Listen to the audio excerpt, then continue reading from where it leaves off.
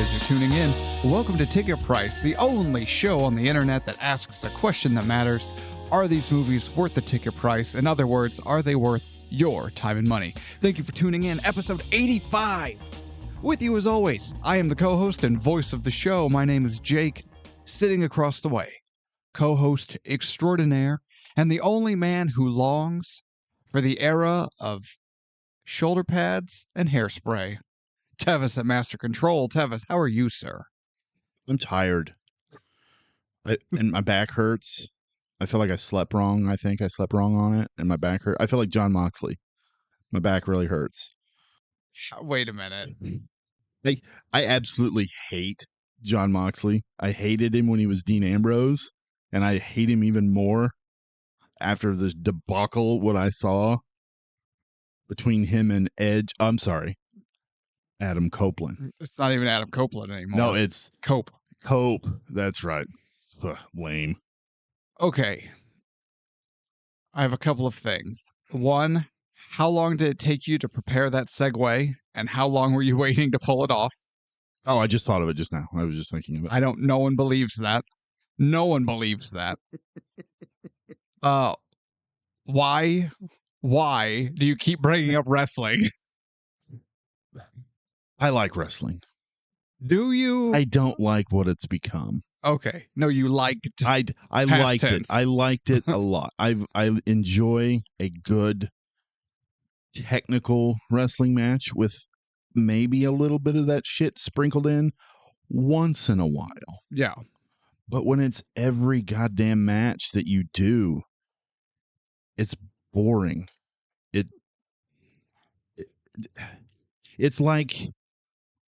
It's like the M. Night Shyamalan has to do a twist for every movie that he's in. Yeah. At some point, it's okay, enough's enough. Please just do something and do a normal thing. That would be the twist. Yes. The twist is there is no twist. Yeah. If John Moxley was to perform a Kurt Angle style match or a Bret Hart style match, which he can't. I was going to say, if he could do that, he would. Yeah. But if he was to do that one time, people would be like, holy shit, that was awesome. Mm-hmm. And then next week he can dive onto a table that's full of saw blades that are running. Yeah. You know, no, it's stupid. I hate it. Now, I do know the incident that you're currently talking about, but so my next question though is, so then why, while you edit our episodes, do you feel the need to text me and say, man, we bring up wrestling too much? Yeah, and I probably will too when I'm editing this one. It's like, man, we need to not talk about wrestling. I wasn't talking about wrestling. I was sitting here doing our intro, and then you're just like, John Moxley fell on that bat. He probably saw the scissors clip you were talking about a couple episodes ago. I know. As soon as I saw the bat thing, I was like, did I just fall into like this ultra violent wrestling rabbit hole? Like, I don't know how. Your algorithm. You know what's funny? You brought it up when you were talking about that clip of your algorithms all messed up. Let's talk about that for a second. The number of people I have heard talk about, quote unquote, their algorithm and how they have or how they're worried that they're going to skew or mess up their algorithm. What in the actual hell are any of you people talking about? It's if you watch certain videos enough or like certain videos enough, then your TikTok or YouTube or whatever will know to suggest more videos. My algorithm. Oh, really? Yep. Did you write it? It's mine. Do you even know what algorithm is or means? Yeah. You dipshit. My algorithm. Shut up. Get away from me. Currently, our algorithm for this podcast is apparently Mel Gibson because he's been in every single fucking episode, it seems. Absolutely. If you don't know what we're talking about. Hey, we have a whole separate algorithm for just Sylvester Stallone, so you could shut your stupid face. Because that was your idea too, asshole. That's true. That was my algorithm. I was like, oh man, you should look up this. No, I don't want to do that. It'll mess up my algorithm. Well, we can't be friends anymore. I'm going to suggest a new side episode series, My algorithm. the Jason Statham podcast. Is he on it? No, we're just going to do movies that he's done and make fun of him the entire time. Because he's the working man. He's the beekeeper. He fights giant megalodons. Fuck. I mean, okay. He's a movie star. Is he? Well, he's definitely not an actor. Are you kidding me? He has range. Yeah, in his kitchen. He has a range, I believe is what you meant to say. Good point. Okay. What are we doing? You're talking about wrestling. And No, I'm talking about Jason We're Statham talking now. about internet algorithms and search histories. Oh, no. What we're actually talking about is the 2024 horror classic, Monster Summer. Classic. You're giving away content. No, I just said classic. Oh, I'm sorry. You scoffingly laughed while you said it. You're still scoffing and laughing. A little bit. Oh, okay. It can't be a classic yet. It's not even a year old. Not even a year But old. we're getting there. Are you ready to get into this? Let's Do you have anything else that you want to bring up? I'll refrain from doing any more wrestling talk. I The remainder of this episode, I don't know if I believe that. I don't believe it either. I believe that you'll try and then you'll forget and then you'll definitely bring up something. We'll just have to roll with the punches and see what happens. You had to celebrate 316 Day in an episode. That's true. That's true. You are the problem. The call is coming from inside the house, Tevis. And it's you. I am my own worst enemy. You are patient zero for the problem that you complain about in our production meetings. I think we're alienating the audience. We're making old wrestling references. Maybe we should dial back on that. That's you. Okay, no more wrestling talk for this entire episode.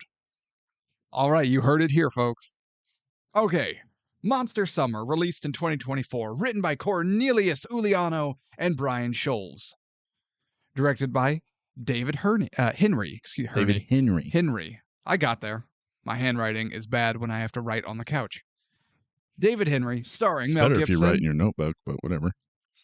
I bought my couch, and I'll do what I want with it. It's like your pets shouldn't be up on the furniture. You can go out the door now. Yeah, they're my pets. They live here. That's my furniture. I don't care what they do. Well, I care what they do, but they can get up on the couch. If my dog is laying on the couch with her head in my lap as we watch TV and I'm just doling out the pets, that's our business.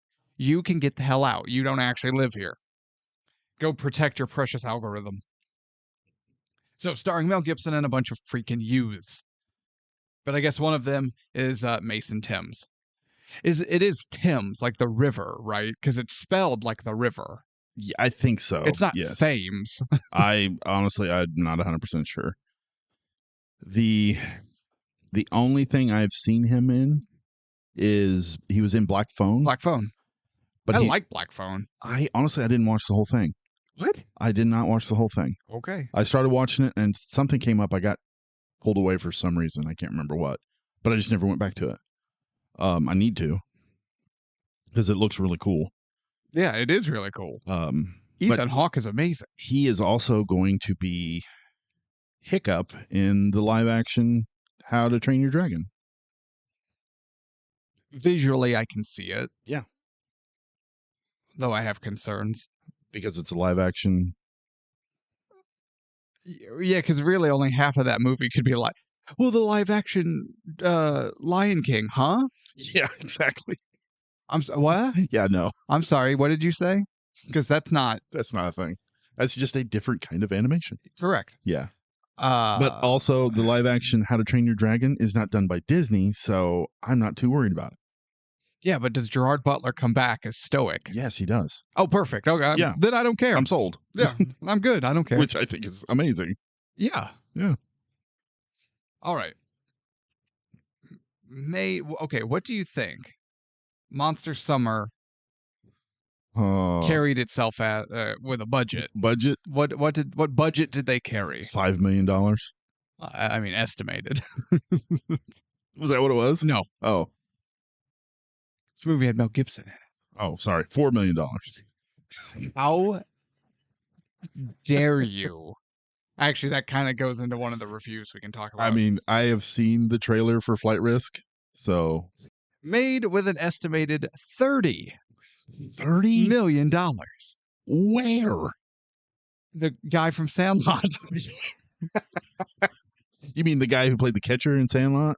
Yeah. Oh, okay. And now he's playing the Now umpire. he's playing the umpire. Okay. If you look up, his character is umpire. Oh, it's so terrible. It's very much stunt casting. Well, we'll get there. Yes, we will. Hold off on. We'll get there. So $30 million Estimate. and it brought in $4 million. Well, no, gotta remember, I'm sorry. this is technically a horror movie, although I think going off of, because this also made me think a lot of scary stories to tell in the dark. I'm quantifying them in the same category of like that horror light. Yeah. It's that introductory level of horror film for your younger audience. Oh, yeah. Yeah. So it's a horror light film. So the question is, does the worldwide gross rule still apply? I'm going to say no. Okay, you're saying no. So what do you think the gross was? $6 million. Off of their $30 million budget? Yes. Well, Tevis. I'm sorry, it had Mel Gibson in it. So $5 million. Why are you being this way today? You're talking like he isn't the best part of this movie. You're not wrong. That he is the best part of this movie. Thank you. So shut your WWE worshipping hole. And with a worldwide gross of $130 million. Oh my God. Horror movies gross $100 million, Tevis. Okay. You know what? I never remember seeing this being released in the theater.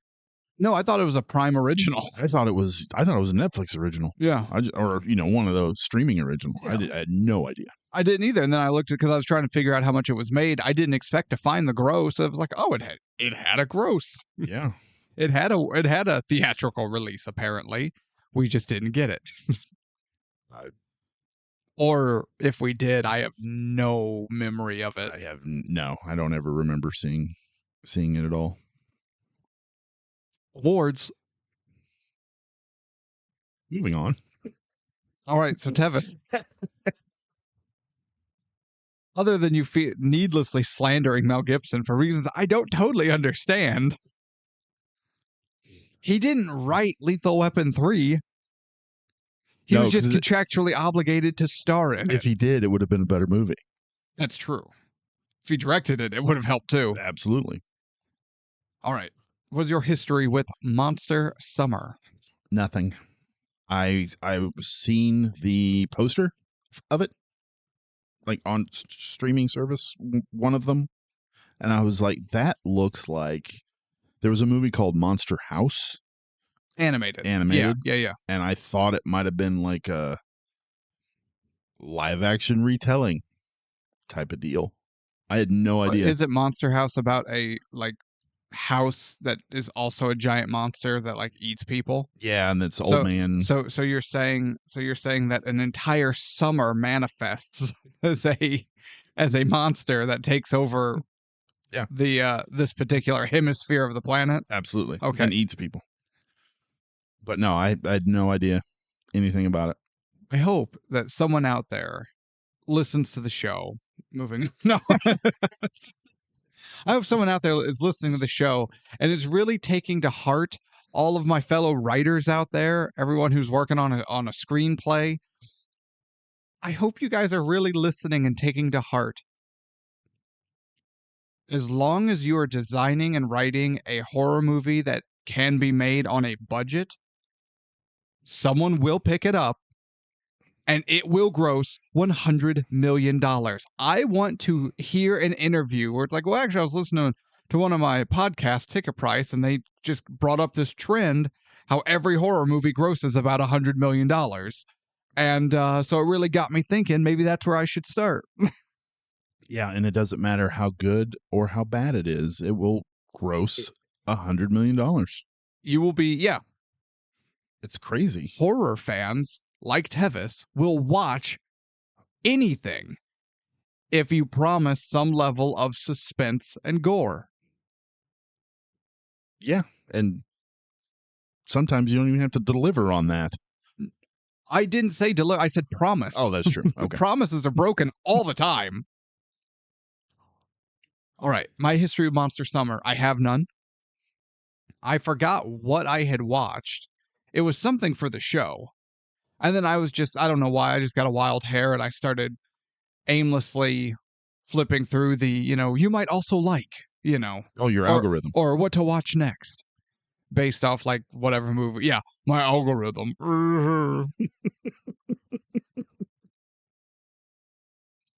And I saw this and I went, oh, hey, what caught my eye is I was like, because like the poster for it is just Mel Gibson's face. Oh, yeah. Because they know the best part of this movie and the most marketable part of this movie is still Mel Gibson. I went, oh shit, it's Mel Gibson. Then I watched the trailer and I went, huh, I've never heard of this. So I jokingly told my wife, I was like, sit down. I know what we're watching next. And she goes, what is that? I was like, I don't know. Something called Monster Summer. It has Mel Gibson. I don't know. But here's the thing. I noticed at the time, 2024 release. So it had come out the year that I had stumbled across it. And then it's got my man Mel Gibson in it. And at the time, it was included with Amazon Prime. Which also led me to think it was a Prime original. Yeah, Prime original, something to that effect. So I went, you know what? Just for the fun of it, because it's another Mel Gibson movie, and I can bug Tevis with that. I'm gonna put it in the hat, and that's what I did, thinking that it was a Prime original, and that it is / will continue to be included on Prime that you and I both have. So I thought there would be another movie in the hat that we don't have to rent and or buy. Wrong. Then we pull it from the hat, and apparently it had been so long they had taken it off of Prime, and I still had to rent this movie. The key reason I put it in the hat was because I went, oh, it's an option that I know neither one of us has watched, so it'll be a new movie for us, and we won't have to pay for it. Wrong. I spent $4. $4 whole dollars. Yeah, but I know the job you work and get paid. That wasn't U.S. currency. I spent $4 on worse shit. Yeah, there's a DDP pop figure staring me in the face right now. That was $6. Thank you very much. Yeah, but how much was the mandatory subscription to DDPY? It comes free for a year with the purchase. God, that guy sucks. It's inside the pop, but I haven't got it yet because I don't want to have to open it. So yeah, because you don't want to touch all that grease. All right. Are you ready to get into this? Let's do this. 2024's Monster Summer. Monster Summer. That I paid $4 for. Even though it was included on Prime. Mm-hmm. Mm-hmm. And it was included on Prime like 2 months ago. Mm-hmm. We pulled Monster Summer really quick out of the hat. Mm-hmm. Because, are you sure Die Hard 2 is in the hat? I'm beginning to wonder. You put it in. You said you put it in. I did. I put that. I put Temple of Doom. Oh, gross. I forgot about that. I had to put Lethal Weapon 4 in there because we've already done 3. We'll pull that after. We'll pull that this episode. Fucking probably. God damn it. I'm going to be so pissed. If we pull Lethal Weapon 4, I'm going to quit. Before Die Hard I'm quitting. I'm quitting this fucking show. I'm deleting this off Spotify. Don't even care. Hey, we are listened to in like 21, 22 countries. We're a global phenomenon. You can't just get rid of us. Delete. No one wants to watch John Amos. He's America's dad. No, he isn't. Oh, sorry, that's right. That's John Goodman. No, that's Yes. also No, wrong. no. Danny Tanner is No. not America's dad. No, Danny Tanner is not. Danny Roseanne is not America's dad. Dan Connor. Because, see, there's a difference right there. Dan Connor versus Danny Tanner. Dan is a man. Danny is a child. You're not wrong. I'm not disagreeing there. Danny Tanner is a pervert. No, he's not. The actor. No, Have you listened to his stand-up? Yeah. Yes, he's a pervert. My best friend licked my balls. It's fine. When did you become such a prude? I'm just saying, you can't be America's dad if you're that perverted. But he's not actually that perverted. He was at the time, the dirtiest stand-up comic going. There you go. Yeah, but no, that was the actor, not the character. Yeah, but then your character's name is Danny. Yes. Yeah. He was a man without a wife because she died, and it's probably Flint Lockhart related. Flint Lockhart? What's his name? Lockwood. Whatever. I'm for life at remembering She things. just died because she wanted to get away from Danny. She realized she couldn't get a divorce lawyer. Yeah. This got dark. She's just like, nope, I'm done. Steps in traffic. How did she die in this show? Did they ever say? How would I know that? I don't know. I have all kinds of worthless knowledge in my head. That's your job on the show. No. I refuse to live in a world where America's dad was married to Roseanne. Oh. She died. Her name was Pam. She had a name. And she tragically died in a car accident. She just swerved off the cliff. She just cut that wheel. Yeah. She's on her way home. She's like, I'm on my way home to see my husband. Danny. Fuck it. Guardrail. Blam. You're just jealous of Danny Tanner's hair. No, I have hair. I am fine. See? I'm combing my hair with my fingers. You ever see that meme someone posted of my dad proving he has hair? And it's a guy follically challenged like yourself, but he gets like a small cookie or like cracker and sets it on his head, and you just see the borderline microscopic hairs holding it up. Yeah. He's like proof he has hair. I have hair. That's what you're doing right now. Fuck Danny. Dan Connor. Your hair is slightly worse than Jason Statham's.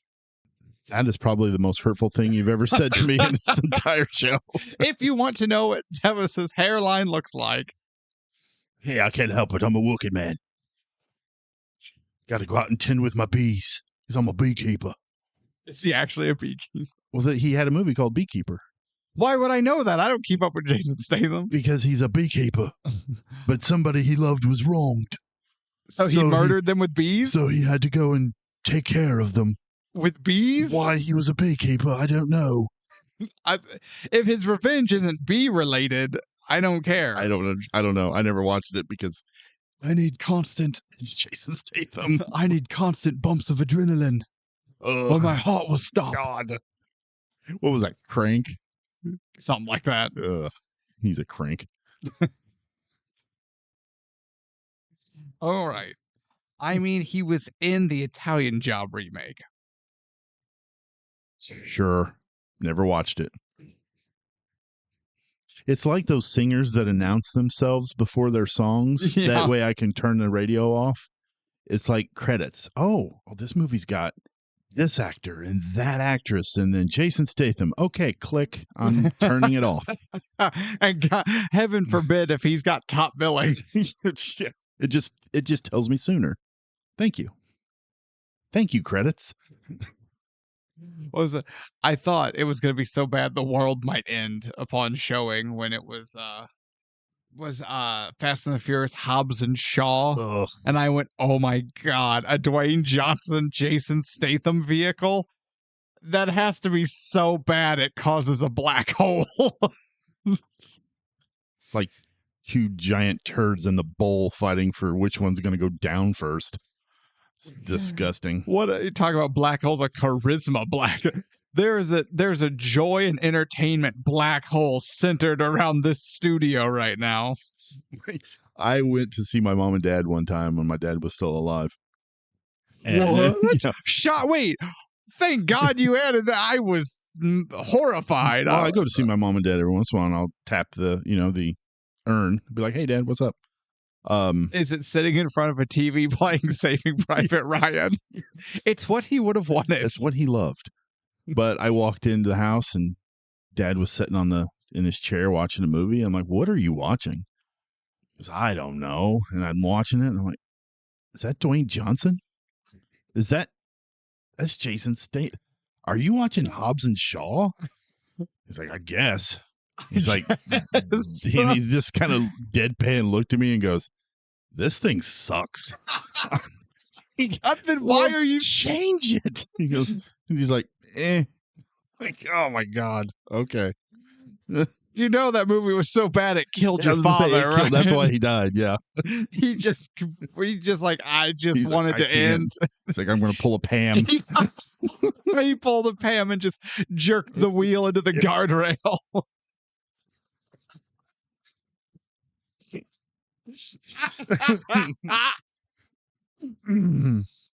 If I find a copy of Hobbs and Shaw at one of the thrift stores I go to, I'm going to buy it, and I'm just going to put it right next to his urn. Be like, "Here you go, Dad." Right next to his copy of Saving Private Ryan. Elba's Black Superman, if I recall from the trailers. Yeah, he's super powered for, I don't know. He's a super soul. So now the Fast and the Furious universe has super soldiers. Apparently. I have no idea. I was working with a guy, and it was a slow day and no one was coming in, so we were all chatting, and we were talking about the Fast and the Furious, and I was like, okay, can someone please explain to me why Dwayne Johnson is in this franchise? And when did he enter this franchise as someone who hasn't seen any of them after the first one? And the guy's name was his name? Tyler, maybe? I can't remember. We'll call him Tyler. And he was like, I don't know, he's been in there for a while. He joined about the time they started getting good. And so his statement had a profound effect on me, if I'm being honest, because he's claiming that the Fast and the Furious franchise gets good at some point, and that it's around the time Dwayne Johnson enters the cast. And I just can't believe either of those to be true. No, the only reason Dwayne Johnson showed up in Fast and the Furious, because that's what he does. He just hijacks franchises. He did it with The Mummy. Tried. What? Yeah, The Mummy, because he was in Mummy Returns. Oh, I don't know if that was a hijack. That was an attempted hijacking, because then they did a spinoff. Yeah. The Scorpion King bullshit. Yeah. But then he did I think I have to just, that's where it began. Well, yeah, that was his first movie. That was his first start. But he wasn't trying to hijack it. That's what he does from here on. He did Fast and Furious, tried to hijack that whole thing. And then he got a spinoff with Hobbs and Shaw. Yeah. Then he tried to do it with G.I. Joe. Yeah. Oh, I forgot about that. And then he tried to do it with the DCEU. Yeah. And every time he tries to hijack shit, it fails. Well, every time he does anything, it fails. Except his liquor. No, I've never heard anyone say anything good about his tequila. I have no idea. I've heard it explained as liquid shit before. Speaking of liquid shit, let's get back to the movie. That is unfair. We haven't even talked about it. 2024's Monster. Look, I can sit here and complain about Dwayne Johnson all day. But work must intervene. Work must intervene. This movie, so Monster Summer, this movie, has a very Texas Chainsaw Massacre opening. Oh my God, what are you doing? breaking my mic. I'm trying to talk about the movie finally. There we go. And you're fucking around with your microphone. I'm ready. This movie has a very Texas Chainsaw Massacre-like opening, does it not? Yes, it does. I actually enjoyed this. It's a boy. He's running around this house. You see him like drop a revolver. He's being chased by something. Jumps out the window. And he jumps out the huge window. Yeah. And I just went, Texas Chainsaw Massacre. And he Very runs much. into the woods. And in my notes, Ginger versus Hag. Yeah, that's right. Because we see through the silhouette that it is some sort of female-shaped thing. Yeah. So, diving into Hansel and Gretel. my monster codex, I just went with Hag. I like that. Because you know what, it can get very specific, but it's also a broad enough term that it covers multiple options. And I didn't know what we were dealing with here. Then all of a sudden, Ginger Boy is shown the deadlights? That's what I thought too. And he goes into a coma of sorts. That is exactly what I thought. So he's not in a coma, he is awake. And he's capable of speech, but he's just not really home. No. He just kind of stares off into the distance and it's a very limited vocabulary. And let's be honest, he was already a ginger. And then the deadlight experience further paled his complexion. That's just mean. This Hag is a straight bitch just for that. You couldn't target someone with actual hair color and some sort of skin pigment. He was basically translucent. He looked like, high school science class when they bring out the anatomy body, but the skin is just the see-through plastic so you can see the organs and stuff. That's what he was at that point. That's just mean. That Hag's a bitch. That's what I'm saying. This was just... And she knew it was going to happen. Oh, yeah. She knew how it was going to happen. She knew that she just got some sort of sick joy out of turning this kid into an anatomy display. Then we jump to the long ago grand old year of 1997. Okay.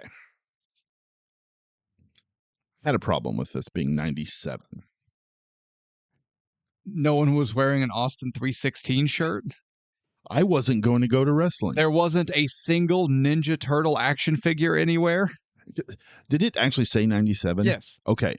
Because when I looked back and I was researching this, it said, yes, it took place in 97. No, there's a thing at the bottom, 97. Okay. Yeah, like, But there's Martha's Vineyard, 97, whatever. There's no clues at all throughout this whole movie, except for one that I caught. When they walk by or they're riding their bikes, there's a movie theater, and on the marquee it says Hook. Oh, yeah. Or there's a poster of it that says Hook. Yeah. But Hook came out in December of 91. Okay. So the summer of 92, it might still be playing. Not 97. So this movie right away is bullshit. And I'm just being that nitpicky jerk on the internet, Well, that type of motorcycle wasn't around. It wasn't manufactured until 98, so that couldn't have been in 97. That type of handgun wasn't around in 1894, so Billy the Kid having it. Yeah. I became my own worst enemy. You either die a hero or you live long enough to see yourself become the villain. I am the villain. We're born the villain. You and Dan Connor. So that's not the only thing in this movie to try to connect it to 97. Oh, did you catch one?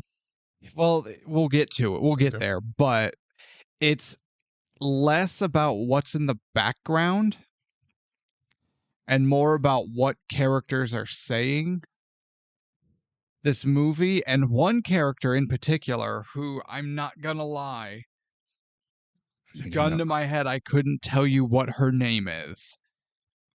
But the female friend who, well, we'll get there, but her only job is to spout references that she herself has no idea what she's saying. And you can tell she has no idea what she's saying. Sammy.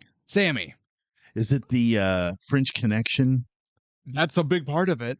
I feel like Gene Hackman in the French Connection. Little girl, sit down. Okay? You don't feel like Gene Hackman ever, and there is no way you have watched the French Connection. Little girl. I was thinking the same thing. This little kid from 97, and I thought it was 92, but like, no, you're not watching the French Connection. I am sorry. And nobody even says shit like that. Yeah. Put a pin in that. We're going to get there. Anywho, what's the other kid that keeps Eugene spitting out presidential bullshit? Eugene. Okay. Because he wants to be a politician. He wants to be a politician and keeps quoting JFK speeches. I mean, if you're going to quote a president's speech, JFK is the way to go. The internet is in its infancy. Assuming this little island even has internet, which from what we see, there's a very real possibility they don't, because that was a thing in '97. Yeah. Not every area had access to internet. Yeah, in the start. Where is he getting JFK speeches? Probably a book. What book? Probably went to the library and got presidential speeches. Is that real? Sure. Is he going to like the library or his school civics teacher and is like, can you bring in the wheelie TV from the audio video room and we'll hook up the VCR so I can watch tape of JFK? And let's assume that either of these options are what he's doing. He's not doing that. This boy is not doing that. Maybe we should just continue on. We can address these concerns as we get to them. Okay. So our main character, played by Mason Thames, is Noah. His father is dead, and his mother runs a B&B on the island. Yes. So it's mom, Noah, little sister. When a hag-like woman appears, Miss Halverson. Yes. Played by Lorraine Bracco. I thought I recognized her. Yeah. Goodfellas. Yeah. And other things too, but Goodfellas. Sure. And she just is. We're watching this movie, and we're just sitting there going, and there is our red herring. Yeah, she's so obviously our red herring. They go out of their way to make her the obvious candidate. Yeah, it's not subtle. I don't think this movie knows how to spell subtle. I don't think so either. They're too busy cramming 90s adjacent references down our throats. I'm sorry. The French Connection was from the 70s, so no. Thank you. I didn't look it up because I'm sure I was just going to ask you and it was be conversational. I feel like Gene Hackman in the French Connection. I'm going, this is happening in 97. What the hell? The French Connection came out like 72? Not 97. 71 or 72. Let me look. Yeah. But yeah, nobody is. No. French Connection. But we learned that Noah has a bad haircut. 1971. 71. French Connection, watched by Sammy, I guess. Do you think Eugene watched it with her, or was he too busy watching JFK speeches? No, he's too busy watching When did JFK come out? Maybe that's where he got his quote. You just so wait a minute. Sammy spends her time watching The French Connection. Eugene spends his time watching JFK, and Noah spends his time with a really bad haircut. Yes. Okay. JFK came out in 91. So yeah, he probably watched JFK thinking, "Oh, this is going to be all about the president." It was probably in the theater next to Hook. Next to Hook. All right, head to room 3. Oh, yours is in, screen room 4. Hook and JFK. Yeah, he snuck into JFK. Next to Jurassic Park. Yeah, there's a ton of other references that they could have used for films other than The French Connection. I mean, something had to have. Movies came out in 97. Yeah. Off the top of my head, I don't remember what they were, but I know they were there. Lethal Weapon 2 came out in 89. Could use that reference. What? No, we're trying to get the references back into the era. It's closer than The French Connection. Almost anything would be closer to The French Connection. What? Oh, this makes me. I feel like Kirk Douglas in Spartacus. Yes. Ooh, we're going after a monster. This makes me feel like Dr. Von Franz and Nosferatu. And Robert Eggers hadn't come out yet. I'm so happy. I feel like Gene Kelly and Singing in the Rain. We're bagging on Sammy too much. I'm sorry, Sammy. I'm not. I'm not either. Well, we'll get there. We also learned that Noah and his bad haircut dream of being a reporter, a journalist, an investigator. Before we get too far ahead, we got ahead in the film. When? Well, because I want to talk about the title card. Sure. This title card and the way it's done, it felt so much like a Disney Channel original movie. Okay. It's funny that you use that phrase. Because while we were watching this movie, my wife said the exact same thing. Really? She goes, you know what this makes me feel like? And I said, what? She goes, I feel like we're watching a Disney Channel original. Like I'm waiting for a TV commercial. And then it's like, it'll be a bunch of Disney cartoons. And we'll see the person draw the Mickey Mouse silhouette with the glow stick. Yeah. But it's funny that you say a Disney Channel. She said the exact same thing. That's funny. So after this movie was over, I was like, okay, who is this director? Because David Henry? I'd never heard of him before. And I think his brother, he has a relative that was a producer of it. He was in so many Disney original movie or TV shows. The Sweet Life of Dick. The Sweet Life of Dick. Dick. He was at Wizards of Waverly Place. Okay. That's So Raven. And I'm like, oh, well, I know where he got his idea for his style, how shit should look. Yeah, his style is like, oh, okay. So you know what? Question asked, question answered. Absolutely. What's funny is we didn't have the Disney Channel growing up, so I am not familiar enough with its like format, with its style to make that connection. But it's funny that you two did. Yeah, that's hilarious, actually. Her exact phrasing was Disney Channel original. I love that. Anyway, bad haircut kid. His name is Noah. Wants to be a reporter. Yes, an investigative journalist. So he is submitting an article he wrote for the local paper. Surprise, Kevin James. Ugh.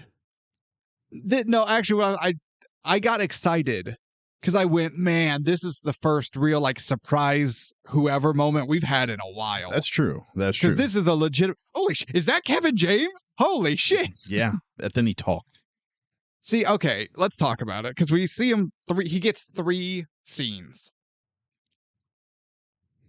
Is this the best work Kevin James has ever done? Sadly, yes. Because it was honestly, it was nice to see him not playing the hey, look at me, I'm such a fat guy that's I'm the fat friend. Yeah. Yeah. It was a nice change. He was playing a real He person. was playing a real person. He was a douche. A serious person. He was a douche, but he was a real douche. Yeah. Like, not that Kevin James seems like a nice guy. Sure, probably. I mean, I don't know. Yeah. I if I'm wrong, let me know in the comments. But I don't know. But honestly, when he popped up on screen, I was just like, oh God, please, no. But no, honestly, he played a legit good character. Terrible accent. See, I didn't mind his accent, but I wasn't turned off by it. Although maybe I would have accepted any accent that wasn't "I'm the fat quirky friend." Yeah, I agree with that too. No, I liked his accent. I liked the performance. I thought he did a great job, especially when he was in the argument with Mel Gibson. That was good. Yeah, I like that as well. Wardrobing was perfect. The hat. And you're just like, oh God, look at this. This guy sucks. No, is this Kevin James? Is this low key Kevin James's best work? I think so. Also, do you think Kevin James as an actor was excited to be like, oh man, I get to have like an argument scene with Mel Gibson? Oh, I'm sure. Yeah. That just seems like one of those, like, Kevin James is a known name in the business. Yeah. I can't imagine there's too many reasons that he needs to be nervous or excited or anything like that. But at a certain point, I also feel it would be like, all right, you're in the scene, you're going to get 5 minutes swapping dialogue with like Anthony Hopkins. There are people in the business that you're like, oh man, I get that. Oh, hell yeah. Like, I feel like even if you are like, oh no, I'm a veteran at this, there are still those people that you yourself looked up to, maybe still look up to, be like, this is going to be fun. I get to work with so-and-so. This is going to be cool. Yeah. I 100% agree with that. Yeah. I get to work with Buddy Ebsen. I bet Kurt Angle was saying that too when he got to work with Bob Backlund. See, you break up wrestling again. But Kevin James's character does not like the article that Noah wrote because it is about a peeping Tom. And Kevin James's character does not like to post crime or unpleasant stories in his paper because Martha's Vineyard is a very quiet, comfortable place where nothing bad ever happens, and his paper will never publish anything that argues different. Now, he doesn't say that Noah has no skill at this. He's just saying this is not the content that he wants for his paper. So if Noah wants to get in the paper, then maybe, just maybe, he needs to go back and write the kind of content that will get published. And let's face it, right now, Noah is getting a fantastic lesson in the world of getting anything published. I don't care if it's a book. I don't care if it's a screenplay. I don't care if it's a newspaper article. It does not matter how good your story is. It does not matter how written or how well written your story is. If you have not stumbled on something that the paymaster wants, and or are not willing to change potentially everything about it per the paymaster's instructions, you are just a writer, and you will never be an author, because it will never get published. That is very disheartening. Well, I'm glad I can bring my real life experiences to the table for everyone. Thank you for that. Bringing the whole podcast down. I'm sorry, how many people in this movie are dead, Tevis? Hang on, let me look. Oh, the little girl that played Sammy died. So we see Noah with his friends Eugene, Sammy, and Ben. And they play baseball, and they're walking home, and while walking by, they see Old Man Carruthers. That's just such a Scooby-Doo-ass name. Yeah, absolutely. That's what I was thinking of. Wait, don't they use the name Carruthers in Wayne's World when they do the Scooby-Doo ending? No, they use Withers. Withers? It's Old Man Withers, the guy who runs the haunted amusement park. You know, I bring up wrestling a lot. You bring up Wayne's World a lot. Oh, it's in the hat. I can't wait to watch that. It's been so long. Okay, I forgot how quotable the Ninja Turtles movie is until we watch it again. I have never forgotten how quotable Wayne's World is. Yeah, we're just going to be quoting the whole movie. Yeah. Yeah. You know what's not quotable? This movie. Monster Summer. Nothing. Did you notice when Kevin James slides the article back to Noah, there's a huge blob of ketchup on it from his burger? No, I missed that. There's a huge blob of ketchup just in the middle of Noah's article. And the thing is, Noah writes with his dad's old typewriter. So unless he has carbon paper, that was the only draft. I just went, what an ass. What a dick. Yeah, exactly. Sweet life on dick. But no, the gang stumble across Old Man Carruthers, and we learn that his wife and son just up and disappeared one day, and that everyone thinks he brutally murdered them and buried their bodies. Then, because Noah is the investigative journalist, he convinces his friends to jump the fence and for some reason sneak into Old Man Carruthers' shed, because they see him with a shovel and he digs up a box. And I think it was Sammy who's like, oh, well, I mean, serial killers keep treasures and mementos all the time. I bet that's what that box is. And then that's when Noah, I think, disheartened about his article not getting, taken by the paper, is like, well, we're going to find out. And I got real Vince McMahon there. You did. See, now we can make all the wrestling references we want because you already opened that. Already broke the You rule. opened Pandora's box. You have removed the bung from the wrestling barrel. Now we have an exposed bung hole, and all of our wrestling references are just going to fly out of our bung holes. You see, this joke is funny because it works on multiple levels, Tevis. You see, barrels Bung holes. have bung holes, which is that little circular opening near the bottom, and those would be blocked by the bung, which would be like the cork, that you plug it in. Put in the bung. But that's also a term used for people's buttholes. Thank you for... So it's like you've removed the bung from the barrel, and now the wrestling content, there's nothing stopping it from pouring out. Just like you could use the expression to explain how we're talking out of our asses. You see, the shit you say. I see what you did there. The shit we say. Yeah. See, it works on multiple Hell levels. Yes. And by the way, I want to just take a moment. Have you tried DDP yoga? I looked into it. I have a 1-year membership in this one. Okay. I'm just plugging. I'm sorry. Real talk. You know what? Real talk. You want to talk about it? Let's talk about it. Let's talk about it. I like yoga. Okay. I also like Pilates. Okay. Because I have a lot of skeletal injuries that plague me with pain almost daily. And I found yoga to be a really nice way to stretch and exercise. And it typically doesn't leave me feeling as like hurt, not sore like from a hard workout, because you're definitely sore if you do it right, but like, oh no, I'm in pain. Like there's a certain amount of weight that I can curl before my left elbow begins to hurt. Like I'm about to injure myself hurt. So like so I can't just keep upping the weight I can curl to keep getting them gains, right? Yeah. But like I can do yoga without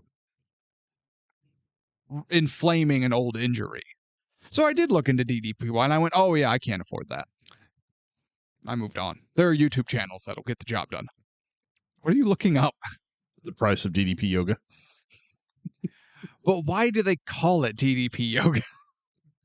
Because DDP Invented it. Because it's more than just effing yoga. That was actually a pretty good DDP. Gotta sound a little gruff. Yeah. Can I get back to this, Yes, please? would we get back to the movie? God. Shut your bunghole. So they sneak into Old Man Carruthers' shed where they begin a weird game of cat and mouse. I hated this. It felt really contrived and unnecessary. Again, no one would do this. Yeah, and they try to do that whole thing with, oh my God, he's the weird neighbor that, everybody is scared of. And Yeah. then he comes out after they run off and it's Mel Gibson. And it's like, yep. Because Mel Gibson catches them. Yeah. Old Man Carruthers. And the fact that they call him Old Man Carruthers, that is Scooby-Doo all over it, right? So terrible. He dresses up like a ghost to scare everyone off the pier so he can buy it at a cheap price and turn it into a, sardine cannery or something. Yeah. It's just, I didn't buy it at all of him being the scary neighbor. Like, put him in shadow or something. Have him do it in the evening. I don't know. It just. But okay. Because let's face it, this movie.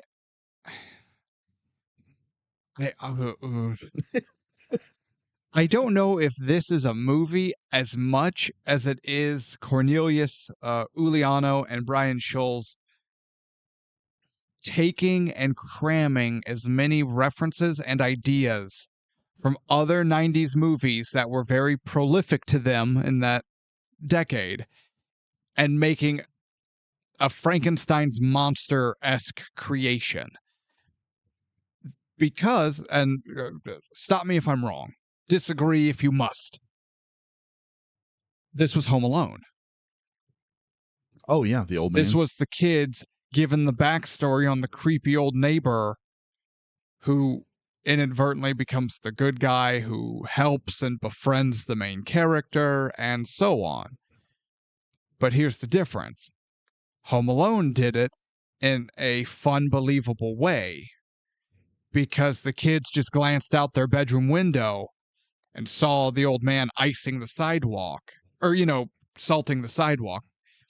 And then Buzz gives the backstory in a way that you could tell he's trying to freak out. Oh, yeah. Kevin. It works. And his buddy a little bit. Buzz might also believe it, but it's just given in a fun way. Then the old man looks up at him and they all freak out and shut the blinds. Yeah. That's fun and believable. These 4 kids sneaking over the fence, through the yard, and into the shed of believed serial killer Old Man Carruthers, as he then's going, did you hear something? And he's like looking around, and I just went, no, this sucks. Yeah. You're not wrong. You're not wrong at all. That's part of my final thoughts is that this movie's just compilation of better horror ideas thrown into a blender and here comes Monster Summer. Not even just horror ideas, but just, you can't give final thoughts now. We just introduced Old Man Carruthers and the only kid to disappear was the ginger. That's true. Okay. Sorry.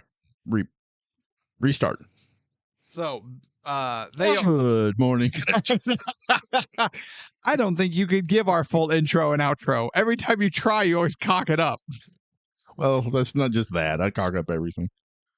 So, the kids run away and escape. Ben and Noah are hanging out. They're the besties. They're in the big... Okay, this treehouse is massive. It's called the Lookout. There's signs that say, keep out and go away and, whatever. They have a secret knock of some sort. Sure. I'm just going, good Lord. My mother lived in an apartment in St. Louis smaller than this kid's treehouse. Did you ever have a treehouse? No. No, I did. Okay. But it was 3 boards nailed to 2 limbs, and I had a really shitty ladder to get up to it. Terrible. You had a tree deck. Tree deck, yeah. Tree platform. I don't like tree deck. I don't like that at all. No.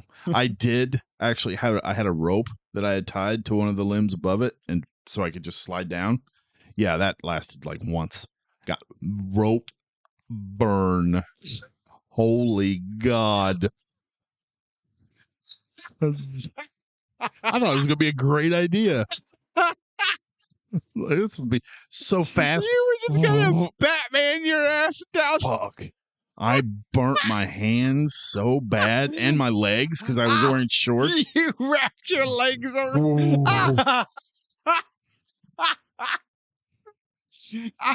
Yeah. I cut that rope down.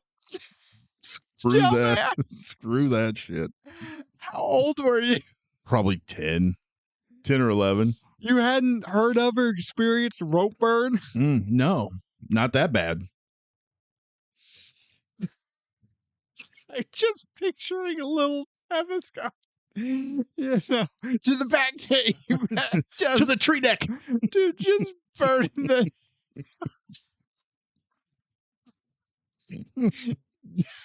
I'm glad my pain makes you laugh. Little Tevis might have been a dumbass.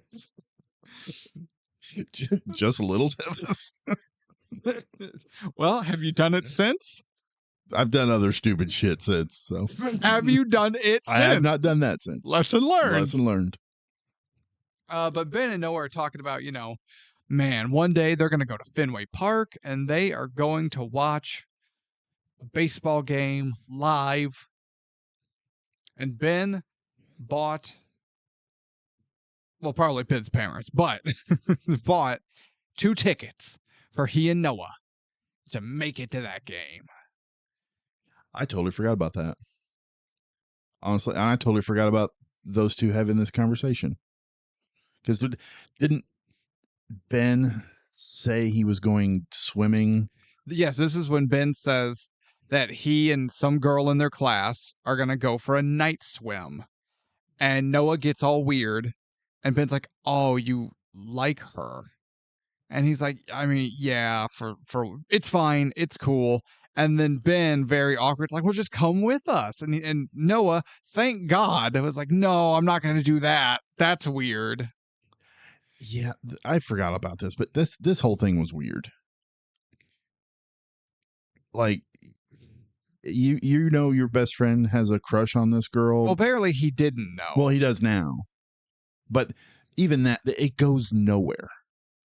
That relation, the idea that Noah has a crush on this girl and Ben is actually going on a night swim with this girl, that it's totally dropped after this. Correct. It's pointless. Well, you see, it's not pointless because now we'll get to a part you probably do remember. We see Ben and girl, I don't, Connie? Sure. I don't remember her name. Whatever. Ben and Connie go for the night swim. We see them walking on the beach. They get undressed. And I went, oh my God. It's Jaws. Please, well, could you stop stepping on my shit? Please. I'm sorry. Let's start over. Please. Because what I was going to say was, oh my God, we cannot have 2 preteens skinny dipping. That is something I was a little concerned about. Because we see, like, they talk and giggle, then they run towards the water, and then we get the cutaway of their clothes hitting the sand, and then you just see their naked feet and ankles, like their calves go by, and I'm going, oh no. No. We, no. No. We, no. No. Monster Summer. What are we doing here? They were in their underwear. Which we learned because you can see Connie's training bra. Too much. And yes. Too much. We saw the shoulder straps of a training bra, and I went, oh no. No, Monster Summer. What are we doing? Yeah. I don't think we need to be doing this with these characters at this moment, guys. What are we doing? No.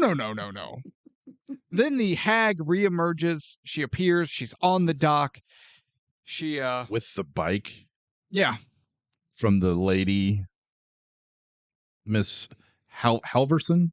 Because Halverson had a bike. Yes. So then they have to have this shadow figure with the bike. Yes. To play into that whole red herring thing. Yes. Okay. And I also think it's a Wizard of Oz thing. Why did she have a bike? Did she steal the lady's bike? Well, no, because the lady uses her bike throughout the movie. Yeah. So what? Where? Why? Where did the bike come from? It's her bike. The witch's bike? Yes. The witch had a bike? Yes. Okay, I don't remember this. We'll I get just there. remember the car. We'll get there. Okay. Shut up. Just shut your face. Car. I mean, she does upgrade at one point. Just shut your bunghole. Can she morph into a? No, she can morph into other people. She can't morph into a bike? No. Okay. There's a bitter old hag riding a bike, a la the Wizard of Oz. Oh, yeah. And that is not the only Wizard of Oz reference we're going to get with this character. But please, for the love of God, can I get back to Connie's training, bro? You're spending a lot of time on Connie's training, bro. I think Ben was going to be spending a lot of time. I think he was trying. Yeah, he was trying. Hag shows up, says something that's pseudo threatening / creepy, and then jumps into the water. This part made me think Ben's a dumbass. Okay. Because they're in the water. They look up, they see the hag on the pier, and she's standing on the railing. Yeah. And then they look away or do something, and then you hear the sploosh. You do hear it sounds like she did a cannonball. Yeah. And then he looks back and he's like, where did she go? Like the splash would still be coming down. I'm like, what are you doing? You didn't hear that? Like, you're a fucking dumbass, Ben. Well, he's a baseball kid. Good point. But I'm just like, you're an idiot and you deserve what you're going to get.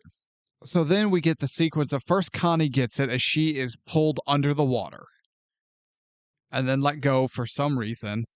And her and Ben try to swim back to shore. Then Ben gets grabbed. Then he resurfaces for some reason. He tells Connie, don't stop. Just keep going. Just keep going. Then he gets pulled down again. And we get the person being drugged under the water by a mysterious force. Disappearing into the darkness of the water. To your point now, Jaws. And then the deadlights again. And then we see the flash of deadlights, yes. Yeah. And I just went, oh, good, it's Jaws. Noah learns that, like, Ben was missing, then he was found, but he's not quite right. And the police report was like, look, he went out to swim by himself at night. And wouldn't you know it, he just got pulled out by the riptide and is freaked out about it and has PTSD. He'll come around. Noah hears this while hiding behind a car for some reason, like he isn't Ben's best friend, like he couldn't just go, hi, Ben's mom. Can I see him? Is he okay? Can I see him? And no one would have batted an eye. Yeah, I don't understand this either. So he sneaks up behind the car, then sneaks into the backyard where Ben's like sitting. Just watching the water. Just staring off into space. Then we get our E.T. moment where he's like, Ben, I brought your favorite candy. Reese's Pieces. I turned to Anne, I went, no one's favorite candy is Reese's Pieces. And she goes, well, there was E.T. And I'm like, no one even likes E.T., the little turd. They couldn't get the rights to M&M's. To the good candy. Yeah. And I like Reese's Cups.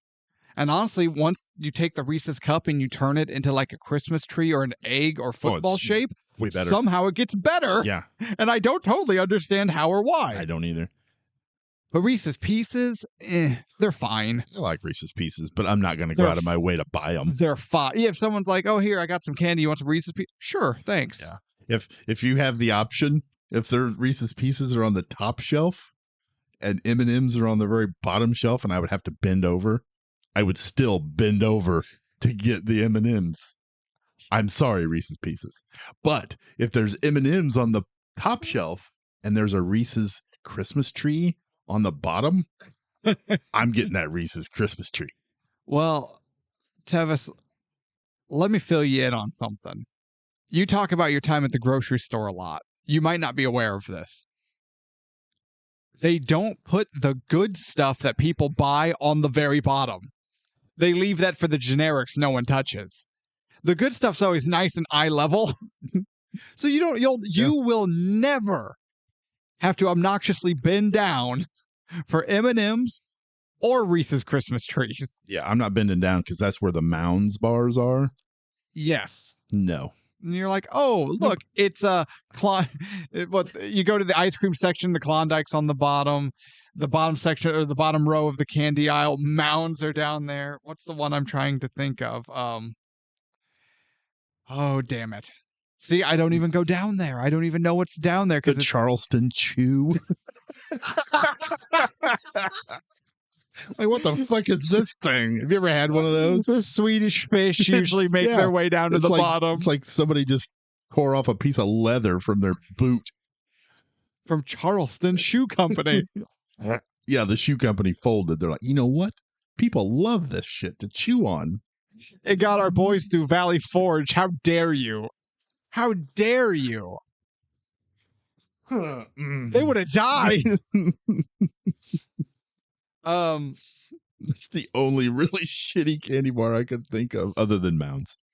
So Noah back at home finds that his book bag has been returned because he had left it at Old Man Carruthers' house. When they got caught, he freaked out. But the bag was returned to his house, and in it is a book, All the President's Men. And on the inside cover, G. Carruthers is written. Gene. So there's a Eugene and a Gene in this movie. Yes, there is.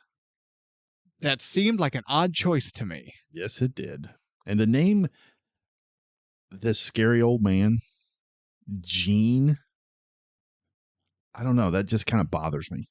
Actually, this movie has a lot of Gene in it. So there's Gene, Eugene, and then Sammy frequently talks about Gene Hackman. That's true. That's true. Okay. But Ben goes to return the book.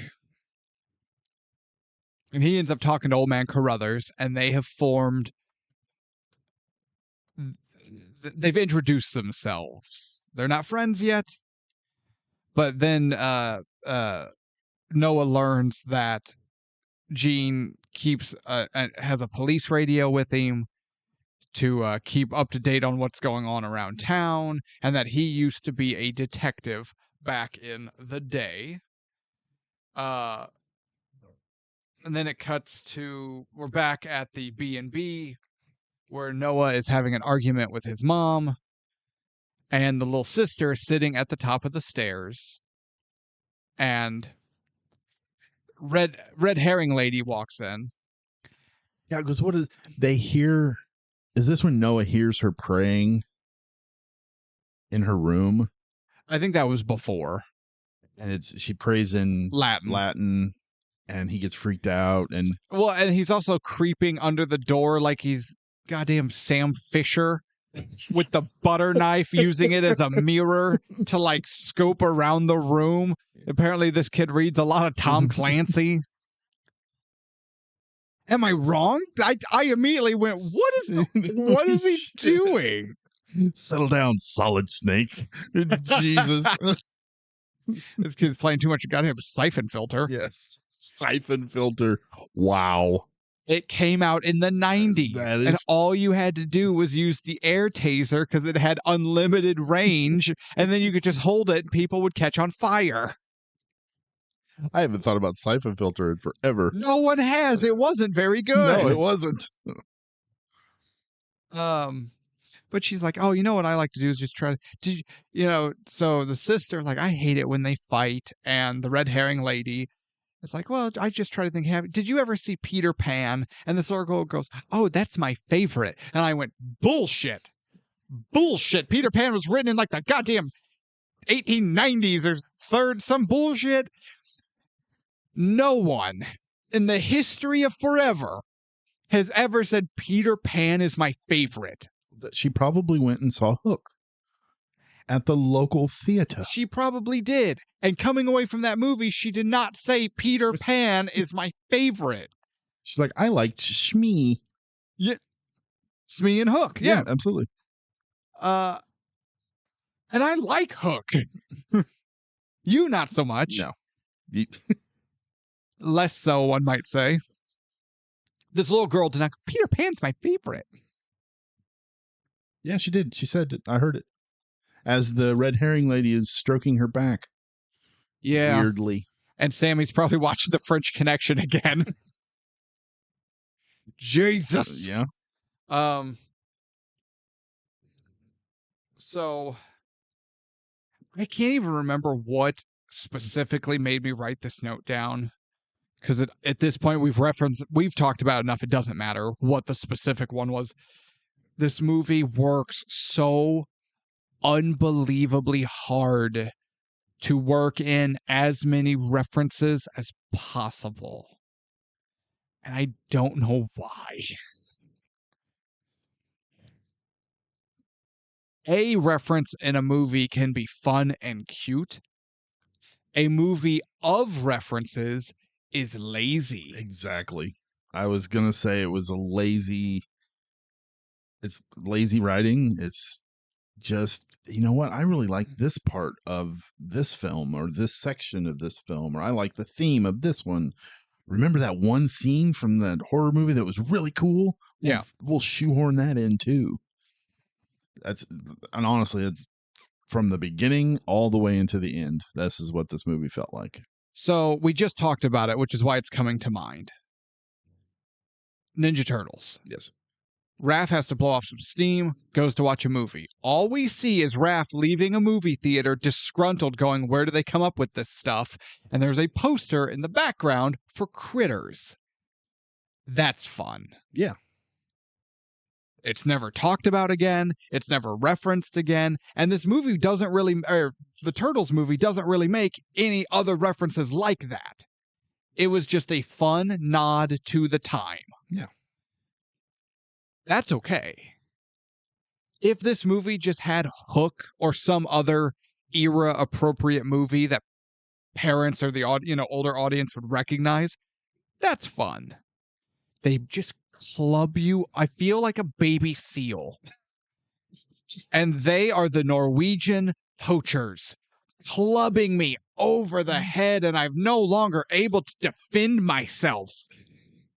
And I'm gonna be made into like gloves or something. Made into Charleston Chew.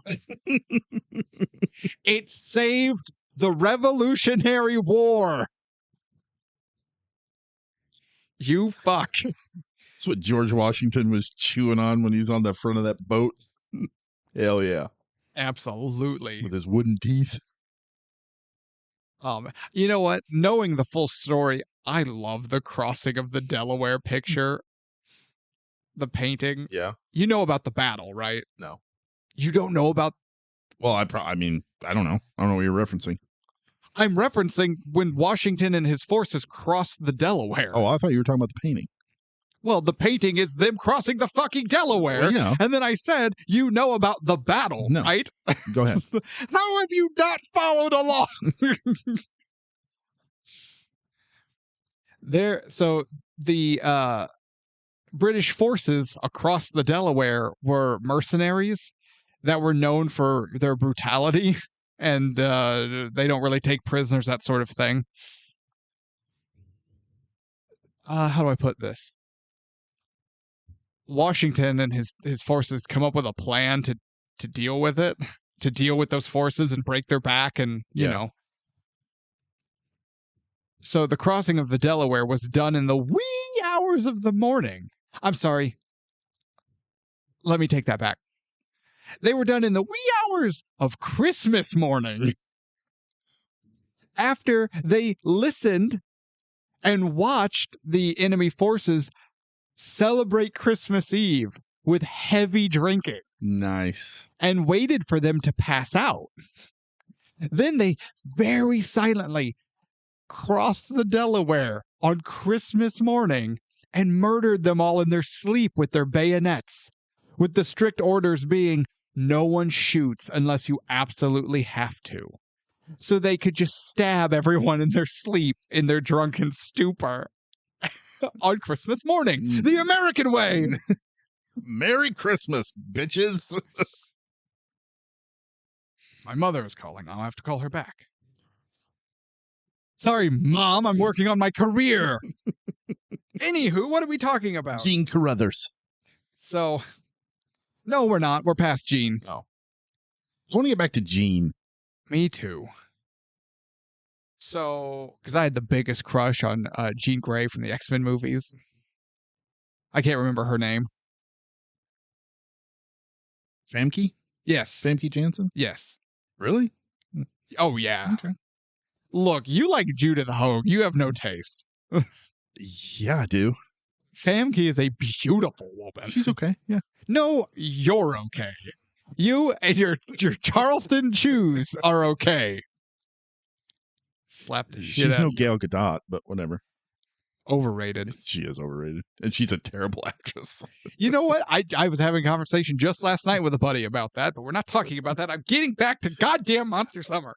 We are trying really hard to talk about literally anything else. Yes, we are. So We're a compilation of different subjects, kind of like this movie is a compilation of different movies. all right, we're about to do the extra fast version. Yes. No, so okay, we got the Jaws moment with the kids getting pulled under, right? Yeah. Well, now we get the first half of that sequence from Jaws, because now there are teens having a party on the beach.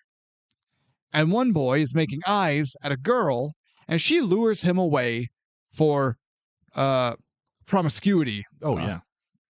And they go into what the locals know as no man's land because of all the unexploded ordnance from, air quote, the war.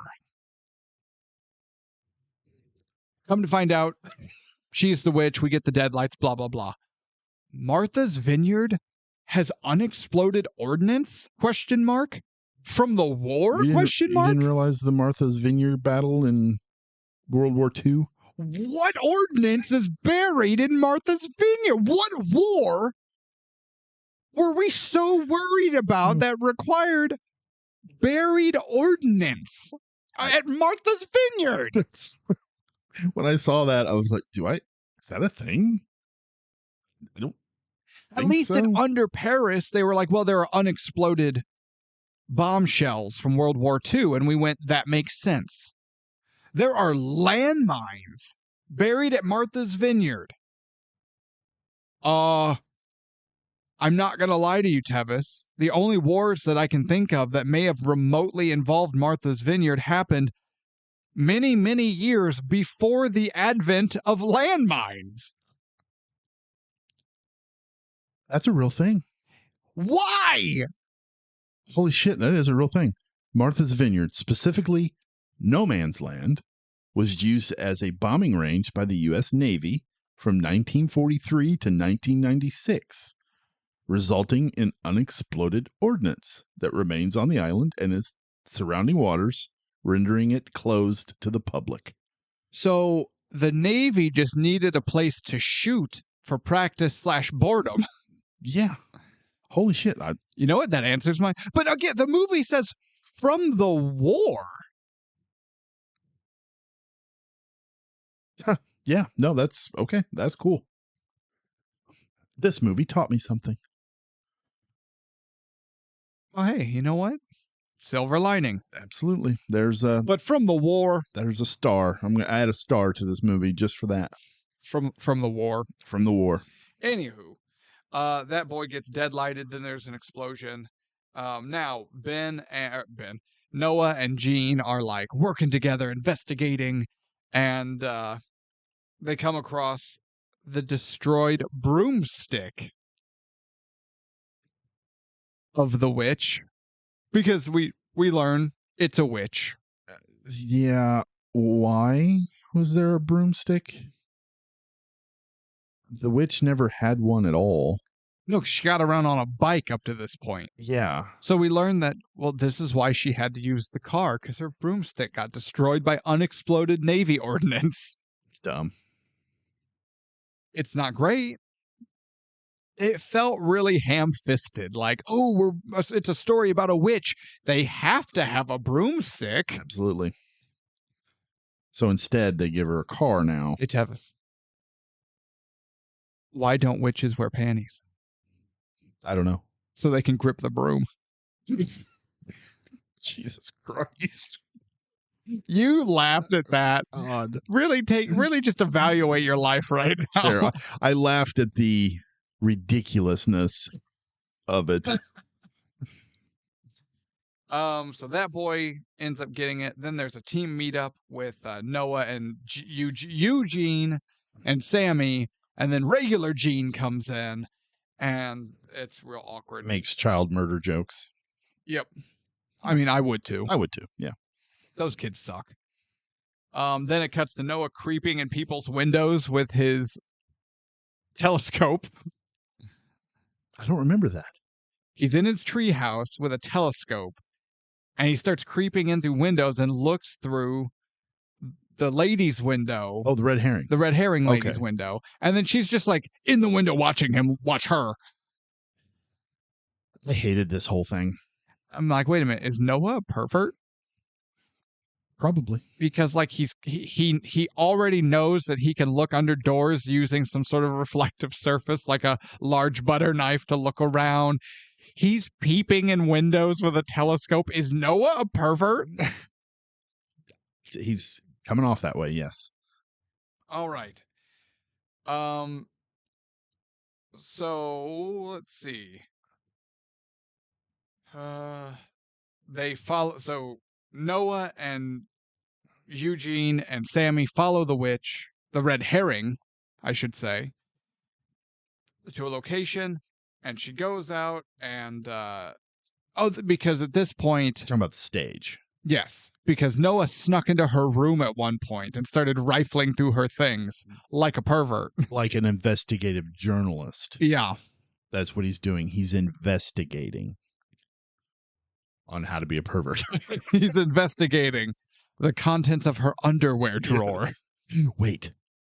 She has no underwear. She must be a witch. So she can grip the broom. Yes. Sniffing. That's yeah, I absolutely hated this whole red herring bullshit. So especially this part. So they see her, they tackle her, and I'm like, oh, he brought that bitch down. And why? I'm not sure. Because at this point, there's no evidence at all. And she's going through a curtain, and they're like, there she is, get her. Why? And Noah brings her ass down. It's not like she was approaching a child. It's not like she was acting weird. No. He knocks the shit out of her.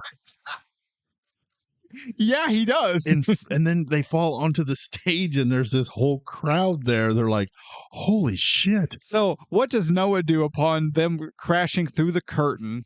He's on a stage that is lit, and in the audience is a crowd of people. He stands up, looks to his left and sees a microphone and a stool, and looks to his right and sees an easel with a big poster board that says, welcome children's author Martha Haverson Bowles, whatever her name, yeah. And with a big picture of her face on it. Yeah. Does he A, run, B, help her up and apologize, or C, grab the mic and start shouting to everyone that she is a witch and that she is attacking children and that she is a monster? Well, I'm going to go with, Can I phone a friend? if you must. Okay, no. Here, you can talk to my mom. Your mom says C. My mom doesn't know Spanish. Oh. I'm going to say option C. Oh, okay. That's the logical option. That's obviously, which is in fact what Noah does. And there are people in the audience going, shut up, kid, sit down. Go away. You're ruining everything. You broke this lady's hip. She's bleeding out because of you. He's getting heckled. Yeah. Also, okay, You have a crowd of people come to listen to a children's author speak. They all witness her get tackled. Do they A, gasp in shock? B, do they run away? C, run to her aid? Or D, heckle the attacker? You tackle like a bitch. Pussy, get the chair. That's when Go for the knees. That's when Noah slaps Eugene in the chest and is like, Eugene, get the tables. Bunghole exposed. Effluence flowing freely. And then Noah grabs her like Mae Young and power bombs her through the table. You went to a wrestling reference to one really specific moment. Yes. Yes, I did. Wait, was that Mae Young? Yeah, it's Mae Young. Who's the other one I'm thinking of? Fabulous Moolah? Moolah, yes. Yeah, you're right. It was Mae Young. Yeah, that was after she gave birth to the hand. Was that post-hand I birth? don't remember if it was post or pre, but either way. Actually, I think it was. I think you're right. I think that was post-hand birthing. You know, Mark Henry became a legend. Yes, he did. I saw that. I think he was a really good champion. No, let me get through this. Okay, so Noah helps her up out of the table debris. So she gets mad, and the red herring lady, the author, and storms out and demands her money back. She's leaving the island. Blah blah blah. And Noah's mom's really angry and hits him with the line, "Get out of my sight." And I went, "What mother says get out of my sight?" That was a little harsh, yeah. And I just went, "Oh man, we already made the deadline for movies that are going to be in the next award show. Otherwise, we could include Noah's Mom in Worst Parents Award." Yes, we don't see this lady ever again. No. The red herring has done its job. Yeah, she was just there for that. And I hate it. So we learn that Noah's friends no longer wish to associate with him. So his only friend is Gene. And he goes to Gene's house, and Gene's just watching the baseball game. Just, whatever. And he opens the door, and he's like, "Oh, that kind of day, huh?" Invites him in. I do like how he's like, just watching the game. You want a beer? I'm just kidding. Like, the way Mel Gibson actually drops that line made me laugh. I thought that was really funny. Mel Gibson's really good in this. The period is that Mel Gibson is really good. Period. In this. Name something he's Lethal Weapon 3. No, he literally did as good a job as you could do with the material he was given. The Patriot. How dare you? I'm just kidding. I know you don't like The Patriot, but Mel Gibson's performance in The Patriot is undeniable. Mel Gibson is good. Thank you.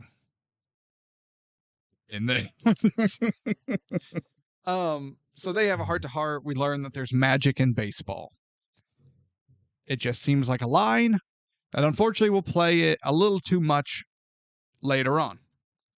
But there's magic in baseball. Noah's riding his bike home, sees Eugene's bike in a ditch, and it's going, "Oh God, that's probably bad," and goes off looking for him. Finds Eugene hiding in the woods as he had been chased by the witch, who was still chasing him. Yeah. Is this the car?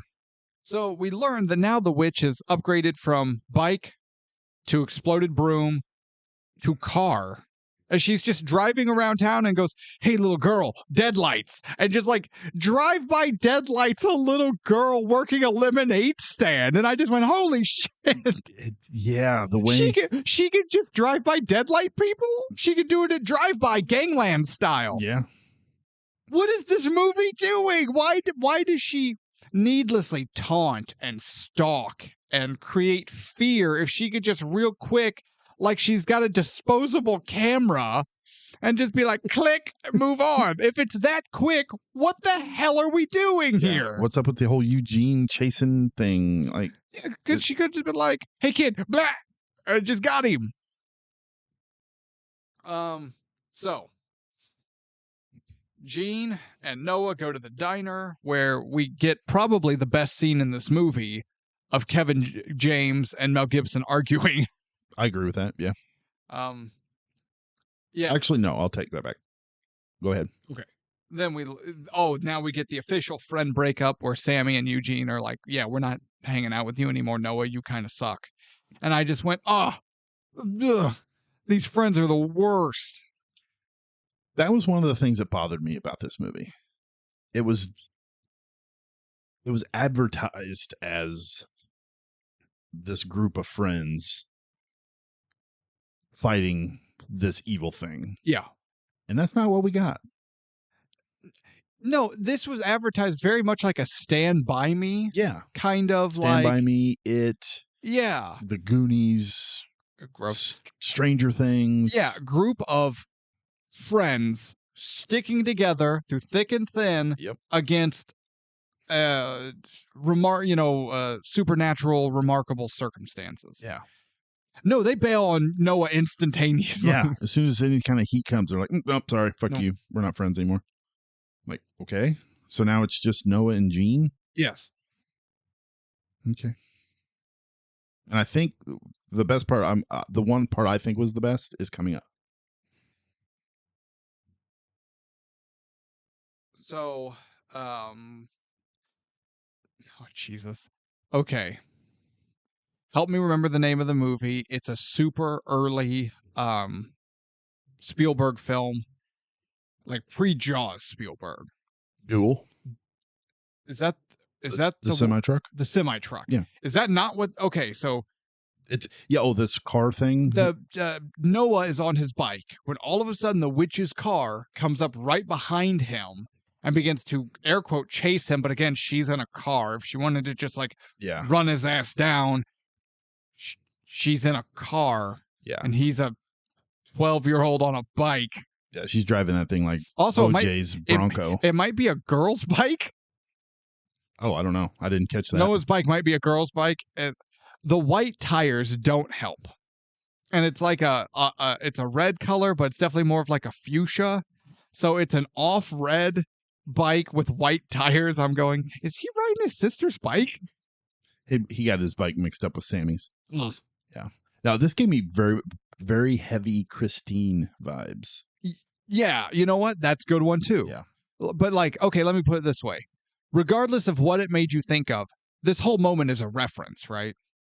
Yes. This is an intentional reference to a number of options. Absolutely. Okay.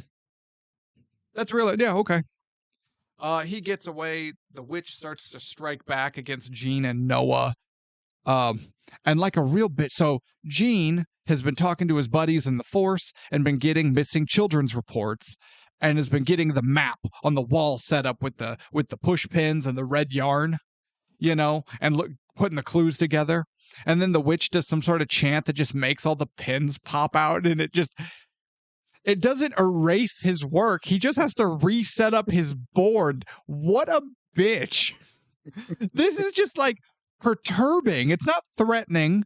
It's not scary. His life isn't in danger. He's just going to wake up and go, ah, damn. I must not have pushed him in hard enough. What? Yeah, I don't know. It's the equivalent of taking one of his jigsaw puzzle pieces and throwing it away and being like, ha ha ha, you won't be able to finish your jigsaw puzzle now. Well, no, that's worse because what you described would be a worse thing to happen because he wouldn't be able to complete the jigsaw. This would be, oh, he's almost done with the puzzle. Well, I'm going to take one piece out of the completed section and put it back in the box. Because Gene still has all the pieces. He just has to put them back together. That's true. So he's going to have like half the puzzle done, and then smack dab out of the middle of the completed part, she's just going to remove a puzzle piece. So he notices it. He's going to go, damn it, where did that piece go?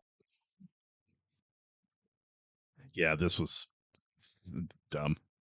It was so dumb. So Gene leaves town and goes to visit Ronnie, who we learn was the ginger from the beginning. And then Gene starts going through Ronnie's room and learns that Ronnie had pretty much uncovered that he and his town and the area are being preyed on by a witch. He's figured out who the witch is. He's gotten a gun with silver bullets somehow. Yeah. I kind of want the Ronnie movie because this kid got shit done. I want to say that sounds like a better person to follow. How did this 14-year-old get a service revolver and then get appropriately calibered silver bullets? And he kept them in a secret compartment that he made in his closet. Ronnie is a straight badass. Ronnie's fucking Van Helsing. Von Franz. Von Franz, yes. Ronnie kicks ass. I think we passed the part I was talking about being the best. Probably. I'm trying to move along. Gene is talking about his son. Oh my God. This was outstanding. I loved this portion of it. So throughout the movie, Noah's been saying it's a witch.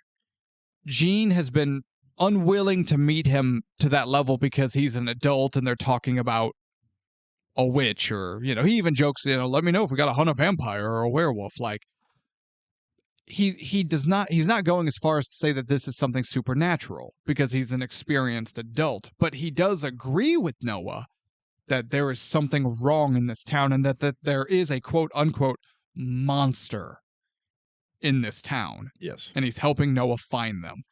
Then we learn what happened to Gene's son. Holy shit. This was... When he told this story, I immediately thought, I don't know if I would be able to go on. Like, if somebody stole my kid and then I was never able to find them, what do you do? Because what was it? He got a flat tire. So he had his pickup truck. Yes. His son, his son was in the back seat, like 4 years old. Windows were open because it was hot and he was just blowing bubbles out the window. Flat tire, goes to the side of the road. Gene gets out to fix the tire. A guy on a motorcycle comes by. Hey, you need help with that? No, I got it, man. Thanks, though. Motorcycle leaves. He gets the truck all jacked up. He's in the middle of replacing the tire. The motorcycle guy comes back, just reaches through the open window, takes the little boy, and leaves. And then he's like, I got in my truck. I'm driving on 3 wheels, the rims shooting sparks off the asphalt.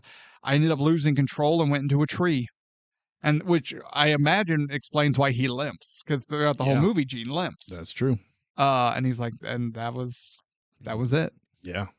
My wife and I, we tried to keep it together, but after something like that, it's too much, and they got divorced, and I just went, oh my God. And you know what it made me think of? I don't know if this was a reference. It just made me think of it. Then again, it might be a fucking reference, because the timing is right for the 90s. There was a show, was it Cold Case Files? Hosted by the guy who ended up leading to the creation of Code Atom. Oh, or Unsolved. John Walsh. Unsolved Mystery. He was the host of a show. Yeah. In the 90s, or at least it may have aired earlier, but I remember having watched it in the 90s. America's Most Wanted. Was that it? Or In Pursuit with John Walsh? No, not In Pursuit. Pursuit. The Hunt with John Walsh? No. Who Took Johnny? No. It had to have been America's Most Wanted. Yeah, there's a couple different shows he was on. I mean, the era appropriate one, I think, would be. Yeah, his son was Adam Walsh. Yeah. Did that not, or this made me think of him. Yeah, no, honestly, I didn't think of that. Okay. I didn't. I was already in like a everything's a reference kind of Oh, I'm sure. Yeah. in a mode anyway. Why? What do you mean? What do you mean? Why? Yeah. But no, the way Mel Gibson delivers this story, holy God, it was really, really good. It almost makes the movie worth the I would say it had no reason being that good in this movie. Mel Gibson. Also, where did this caliber of writing come from? I know. That's what I was thinking. I was like, Jesus Christ. I think there's a third, or either there's a third uncredited writer, or like Brian Scholes came in and just did this monologue, or some. You know what I mean? Like one of these things is not like the other. So Gene's hunting down some clues here. Right. And we learn that the witch is the umpire, the chubby kid from the Sandlot. You're killing me, Smalls. I hated this. When we first get introduced to the umpire, the way he takes off his mask and then the way the camera kind of pushes in on him. Yeah. It's almost like, hey, look who we got to play in a baseball movie. I'm like, really? It totally felt like stunt casting to me. Yeah. And I hated it. Here's the thing, though. It worked as far as I did not see it coming that the witch was using that disguise. I actually like the fact that the witch was using a male disguise because you're looking for a female something. Yes, I actually enjoyed that too. I thought that was kind of clever. And this movie clubs you over the head like a baby seal with so many references. When you see the Sandlot guy, yes, that's all you think, or Big Green, or whatever other movies he did when he was a child. Sandlot. He was in Big Green. I know because he's on the cover taking a soccer ball to the nuts. It's true. But that's all you think is, oh God, it's another reference. Yeah. But I actually did like this subversion of the witch using a male persona.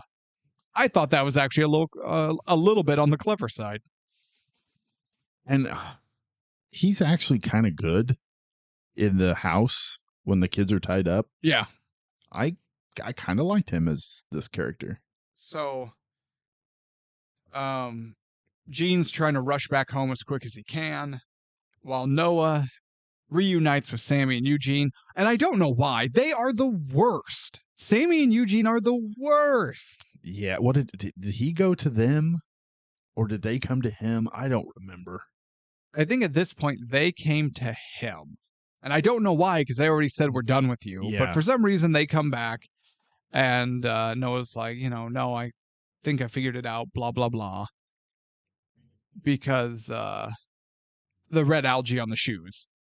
Yeah, and then the burn on the arm. From the explosion. Yeah. Okay. I think it was a shrapnel wound. It would make more sense. So ultimately, our three heroes, kids, three youths, freaking youths, they find the house, and there we see the witch's car, and leaning up against the car is the witch's bike. God, you asked if she had a bike. I said, we'd get there. We're here now. So stupid. So we see the bike leaning against the car, parked in front of the house. So they go in, and then, it's like, let's split up. And I'm going, oh, Jesus Christ. The witch, captures them and then gives a monologue about her diabolical retirement plan. My 401k. Don't touch my Social Security. My investments have finally matured, and I'm trying to settle down. She's going to eat them. Sammy and Eugene get out of their bindings by burning the ropes with a Zippo. No. Then they inadvertently throw the Zippo, still burning, and it catches the curtains on fire. Now the house is burning down. No. No. You have to be way more specific. No. All of it. Okay. No.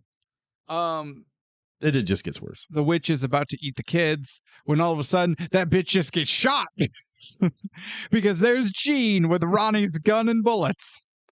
And he's like, it's a witch.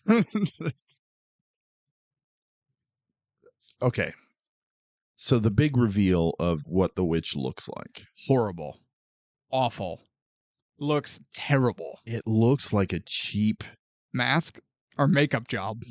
Makeup, like you're getting your kid dressed up for Halloween. Okay, no. See, let's be fair. Let's be fair. If one of us were getting our kids ready for Halloween, and let's say I texted you, my kid, she wants to be a witch. Check out this makeup job I put together. And I sent you a picture that looked like that. You'd be like, holy shit, man, that looks great. Because in that context, it looks great. In a $30 million movie, Good point. it looks not so great. Good point. Yeah, it's very stereotypical. It could have been worse, but the quality is not good. No, and they went from this idea that I really liked with him being a male. Took the form of a man. But then transitions to the woman. I don't see, now you're using modern terminology that's she has problems going to the right restroom. Stop it. People get pissy. Stop it. But she goes from the male form to her real form, and I'm just like, really? In my head, I'm thinking, like, no. They throw the water on her, and she's like, I'm melting. Now, granted, that was like boiling hot water from the stove. Yeah, but it was another Wizard of Oz reference. Yeah. So Sammy and Eugene leave because the house is burning down. Noah's gonna leave, but he goes into the basement after Gene because his man Gene is gonna need some backup. And through the power of friendship and bullets, they kill the witch. Upon killing the witch, all the partial bits of soul that she has devoured are released and go back to their respective owners. Okay. Everyone recovers except Ben. But at another school baseball game, it's Ben's turn to take. He's at the plate. He's going to take a swing. But he's still zombie Ben. He's still zombie Ben because his soul, for some reason, did not return to his body. Oh, it went to home plate. It went to the baseball field because there's magic in baseball. Also, baseball sucks. Gross. Baseball sucks. It's so boring. I hate this. But like strike one, and you see the soul come out of the dirt and go up his pants leg. I turned to my wife. I went, because his soul is in his penis, like every man. Yeah, the power of your dick. No. Strike two, and more soul goes up into his pant leg. I just went, his soul went to the baseball diamond. What are we doing? Yeah, and then the third pitch is getting ready to come, and you could just see his color return. Color just comes back to him. His eyes, they had that darkness under them, but that's gone. He's joyful looking. He's like, oh, I have my soul back. Ugh. And then he cracks a homer. Home run. And that, mercifully, is the end of Monster Summer.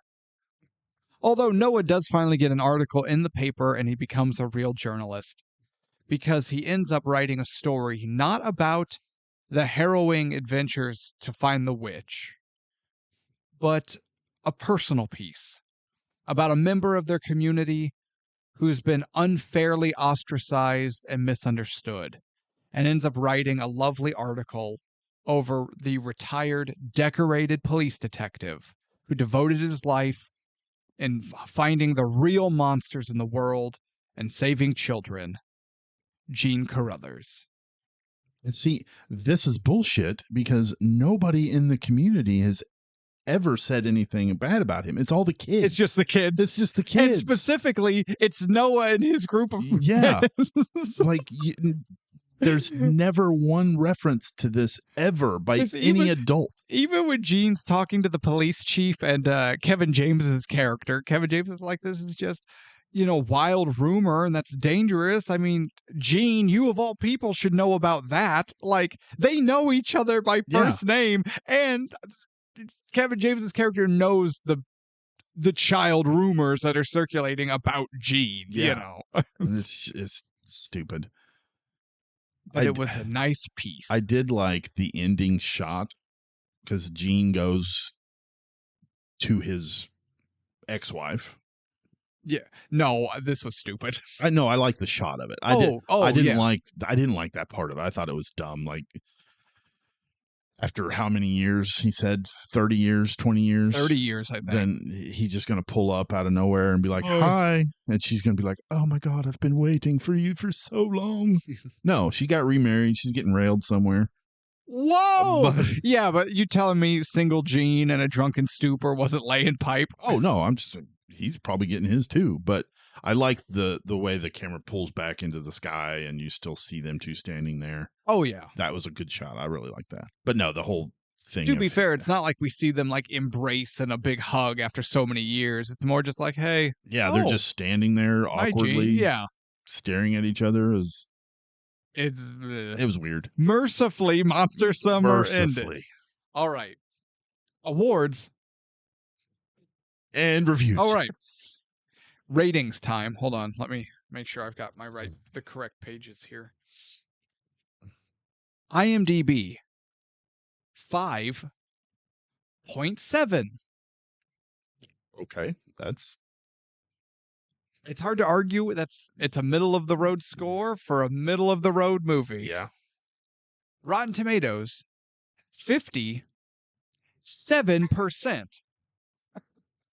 I laughed and I farted at the same time. That's normal for you. Your bunghole is just wide open. Wrestling everywhere. For a grand total of 114 points. Tevis, how did Monster Summer get a 57 on Rotten Tomatoes and Teenage Mutant Ninja Turtles get a 43? Rotten Tomatoes sucks. How did Rotten Tomatoes score Monster Summer 14 points higher than the Turtles? Mel Gibson. Mel Gibson, Casey Jones. In 90? Oh, yeah. That would have been hot fire. Oh, yeah. Oh, yeah. Let him keep the mullet. Absolutely. Casey Jones has a mullet. Yeah. You just put him in a hockey mask. I'd be all for that, yeah. And, in 90, he was still put together, too. Oh, yeah. He was. That would have been it. You're not Sorry, wrong. Elias. Okay. Whew. We have reviews. I do have reviews. From the Detroit News. It's fair game for the middle school set who have yet to graduate to the quote-unquote Terrifier School of Horror. They were just, it's a easy to watch family entry-level horror movie. Oh, Jesus. Oh, Jesus. Oh, my God. That was scarier than anything in this movie. I just got attacked by something flying around the studio. It was a ladybug. Oh, was it? Yeah. Was it a ladybug or one of those Japanese beetles? It might have been a Japanese beetle. Because I don't think ladybugs will go in your home. I think that's a Japanese beetle thing. I think it was a Japanese beetle. It was on my face. I handled it like a man, though. Totally fine. Yeah, now get back over here and sit down. Quit running all around the studio. All right. The Guardian. Mason Thames turns in a soulful performance. Sorry. Even with iffy material. And Gibson is as good And Gibson is as good as the script allows him to be. That is not wrong. And I like the way they phrase it there because it's not his fault. Also, 3 out of 5 stars. The look on your it's angry and disbelief all at the same. Incredulous might be a good word for your face right now. Oh God. Was that an Ebert review? You know, I didn't get ebert.com. Quite possibly the worst movie I've ever seen. 4 stars. 3.5 stars. Huh? 3.5 out of 2. This is not as good as Jordan Peele's other works, but it's a half a star better than his other works. Exactly. Dumb. Also, there was a lot in the reviews talking about how Mason Thames is going to be the next, like, Finn Wolfhard or Timothy Chalamet. Absolutely not. Or Timothy Chalamet's amazing. Whatever his name is. He has a punchable face. He is. I want to punch him in the face. Look at him and tell me you don't want to just shake him. Mason Thames? Either. Or Timothy Chalamet? No. That's just you. Chalamet. But a lot of the reviews were like, no, Mason Thames, between the phone book and now Monster Summer, he is the next kid to keep an eye on because he's going to be lighting things on fire soon. And I'm just going, is he? We'll see with How to Train Your Dragon. Is he? Actually, Anna put it, she goes, his performance and everything he was doing really made me think of Even Stevens era Shia LaBeouf. That's and honestly, I think that might be more accurate. That's pretty spot on, honestly. Also, I can't remember. It might have been The Guardian. They got on a bit of a pretentious run talking about Mel Gibson in their review. I think it was The Guardian one. And if I'm getting it mixed up, my apologies, but I don't care. About how, he was as good as the script allowed him to be. But, if anything, him being in this movie just kind of shows the sticky situation you find yourself in and the types of projects you have to do after being canceled. And it kind of just went on this whole, like, life of an actor or some sort of artist post-cancellation and the things you have to just kind of stomach and do to survive. Yeah, I mean, they're not wrong. His body of work recently feels very Bruce Willis-y. But who was never canceled. But Bruce Willis was not conned into doing these things, but he was not aware of everything that was going on kind of deal. Because of the dementia. Because of the dementia. But it just seems like now every time I see a movie poster with Mel Gibson on it, I'm like, is that going to be good? Yeah. Oh, yeah. The movie is probably going to be bad, but he's going to be good. You know what it makes me think of, though? Again, another person, to the best of my knowledge, who hasn't been canceled. And more research is needed, but might be a recipient of the John Hamm Award for Excellence in Penis. Liam Neeson. Yeah. Post Taken, Liam Neeson's body of work is appalling. Oh, yeah. But what troubles Liam? Everyone loves Liam Neeson. Yeah. No one ever says a bad thing about Liam Neeson. Liam Neeson, though, cannot get a good acting role. Yeah. And sometimes I think it's just these actors, they love what they do so much that they'll just take anything. It's like, oh, no, I love the, I get the gun in my hand, I'm doing my thing. Yeah. Hey, if that's what it is, cool, good for you. But to be like, well, he's only in this because of being canceled. And I'm like, yeah, but what about these other actors who are doing the exact same thing? And it's also, too, I think it's actors of a certain age. Like, actresses of a certain age can't get work. True. because they're just, oh no, I'm sorry, you're 29, you're too old. That's what happened to shut the fuck Audrey up. Hepburn. Yeah, it's just like, Although she ended up becoming the attaché of France or some bullshit, but basically she just didn't age very well, and all the movie studios went, ugh. Yeah, and that's bullshit. I don't know. I mean, she Audrey Hepburn wasn't a good actress. All she had was her looks. Then she didn't have that. Just wait for Gal Gadot to not age well, and we'll have to stop suffering through her movies. How dare you? Oh wait, I made that reference earlier. Okay, never mind. Go ahead. That's why I brought it up. I know. All right. Do you have any awards? I do. I have the Shelley Duvall It's Fine Award. I also have the Shelley Duvall Award for being totally, absolutely fine. What's yours? Mason Thames. Okay. I have I wrote down this film. That you can't give the award to the entire movie. Fine. I will also pick Mason Thames. Also, this entire movie is not totally fine. This film / Mason Thames. Mason Thames was fine. I get totally. You know what? For this Disney Channel production, absolutely, he was totally and completely fine. Good job, House of Mouse. The Roger Murtaugh Award for being too old for this shit. Mel Gibson. Mel Gibson. Charlie Sheen Award for worst accent. Kevin James. No. Yep. No. Stop absolutely. it. It was terrible. It was not terrible. Best part of the movie for you? You hit it on the head. It's the Mel Gibson monologue.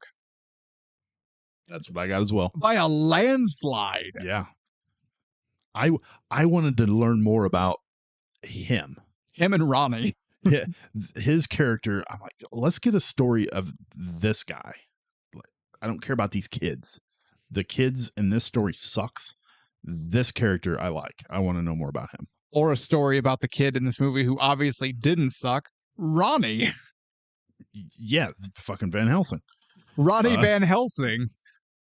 Worst part? Writes down name for my. I'm gonna change my name when I start a band. So I'm gonna start a band called Blood Sludge, and then my name is gonna be Ronnie Van Helsing. Your first single, Friendship and Bullets. Yeah. Oh my God! Hold on, I have to take more. Talk slower. I'm writing. The title of the album is Monster Summer. What was the question? Worst part? Man, I have to narrow it down. This film. I'm not gonna lie. Any scene that has Noah's friends, the writing, the acting, it's just atrocious. It bogs everything down, and I just wanted to murder myself.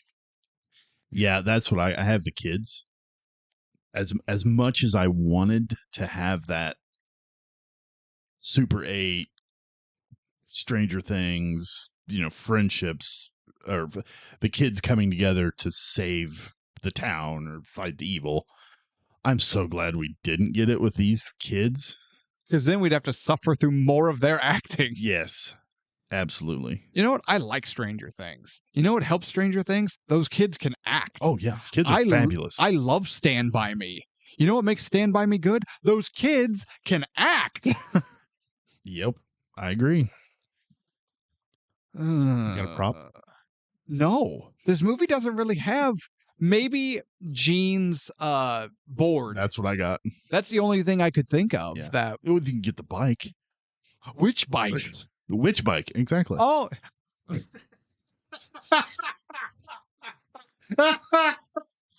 look on your face. I hate you. Jesus fucking Christ. I hate you so much right now. I need you to know. I need you to know. Shut up.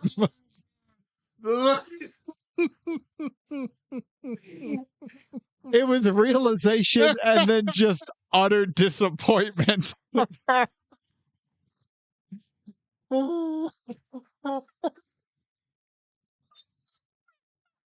Are you doing okay over there?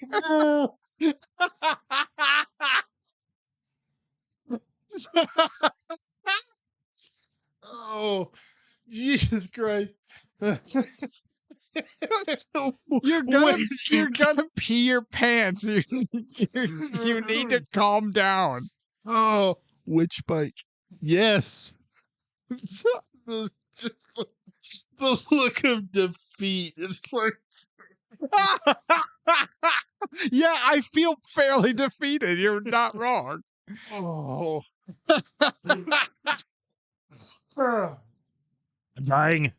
Good. Oh. Then maybe I can get through this.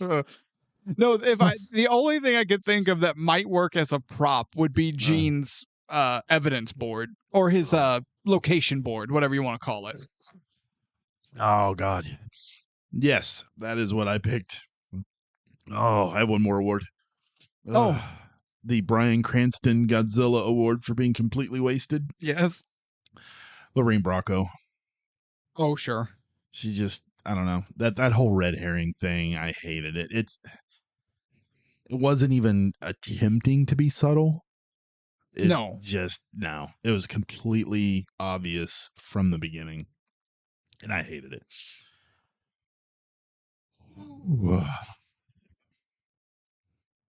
All right, Tevis. Final thoughts. Oh. This is not a bad movie. It's not a good movie. We talked about, it's just a compilation of other better ideas thrown from different films, thrown together. I understand this is horror light, and it's aimed at getting younger audiences into the horror genre. But there's better options. Watch Goosebumps. Watch Scary Stories to Tell in the Dark. No, the only redeeming quality is Mel Gibson. And honestly, if we got 5 more minutes of Mel Gibson, I would say this is worth the ticket price. But no, it's not. Skip it. Watch Goosebumps. Watch something different.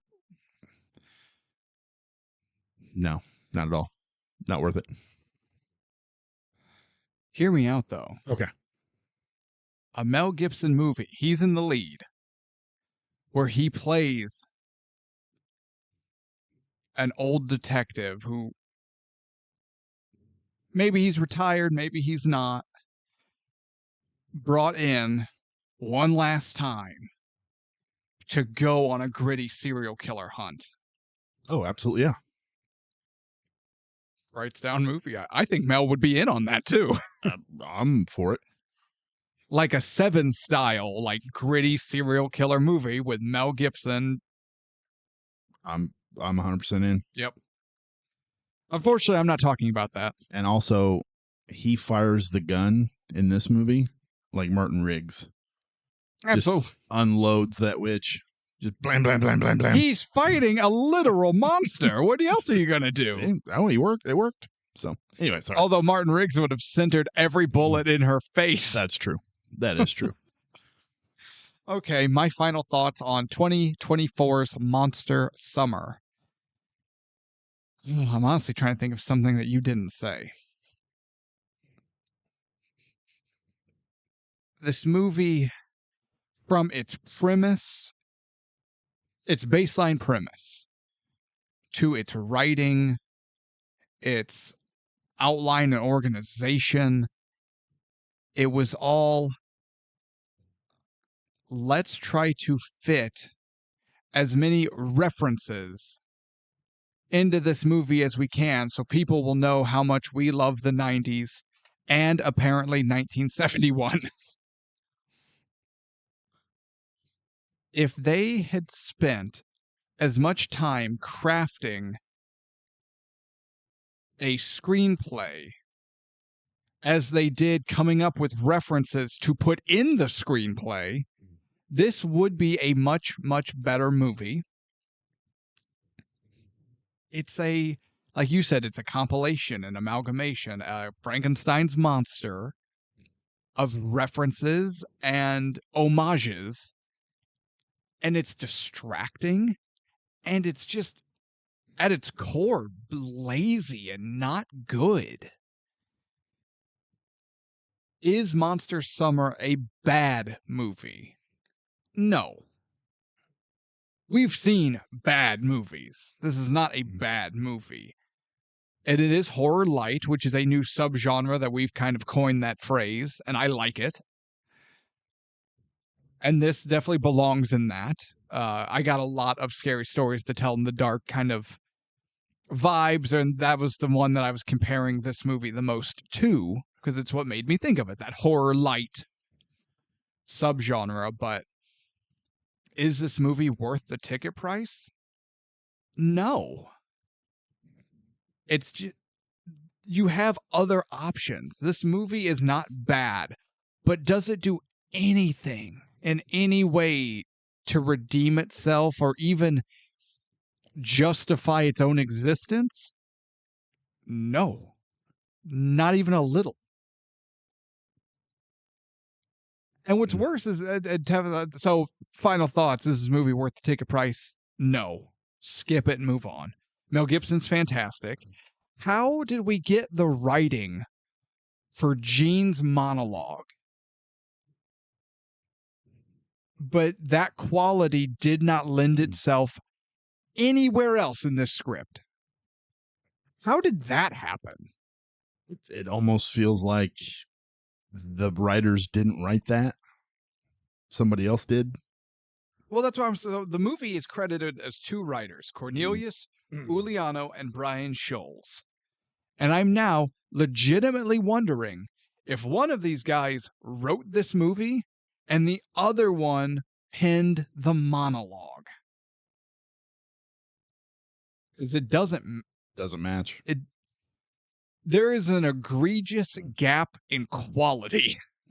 I agree. The main thing I think that bothers me the most about this movie is it doesn't do anything memorable or original. Oh no. Not one thing at all. And that irritates me. Because they weren't trying to come up with a fun original idea. They used that energy and effort into shoehorning references and homages in. That's what I'm saying. If they had used all the energy they did to fit as many references as they could,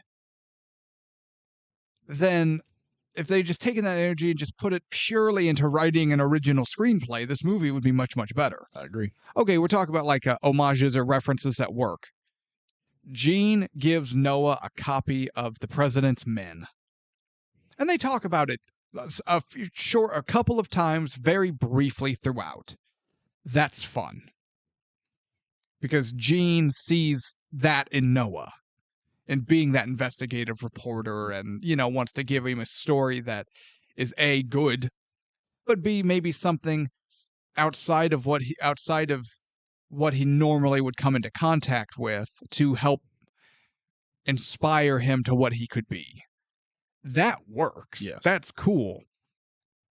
Or, Hook on the Marquee, granted being 6 years or too late or, whatever, but it's whatever.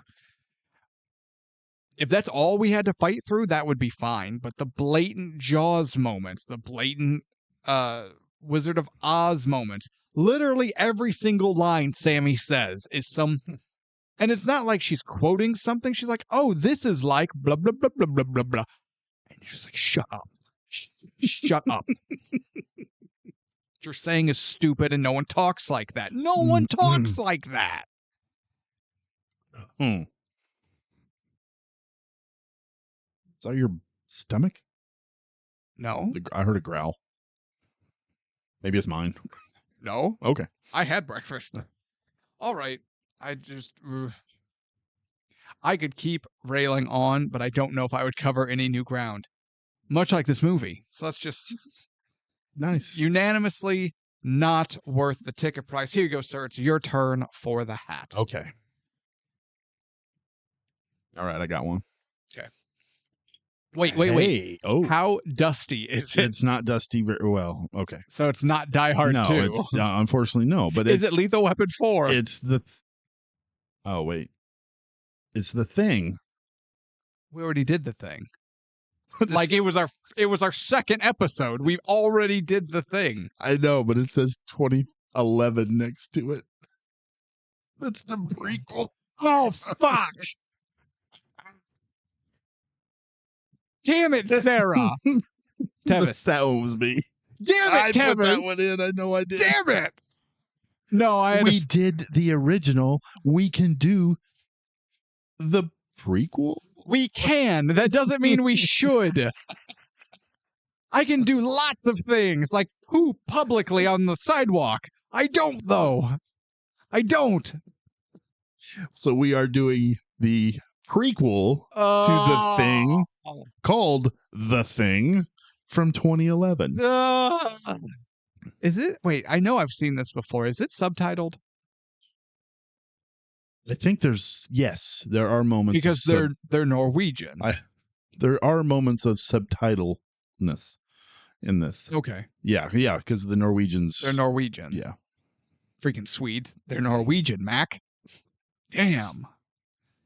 Can we just redo The Thing? Like John Carpenter's The Thing? Because that audio sucks balls in those early, 5 episodes. Can we just redo We might have to do a rething.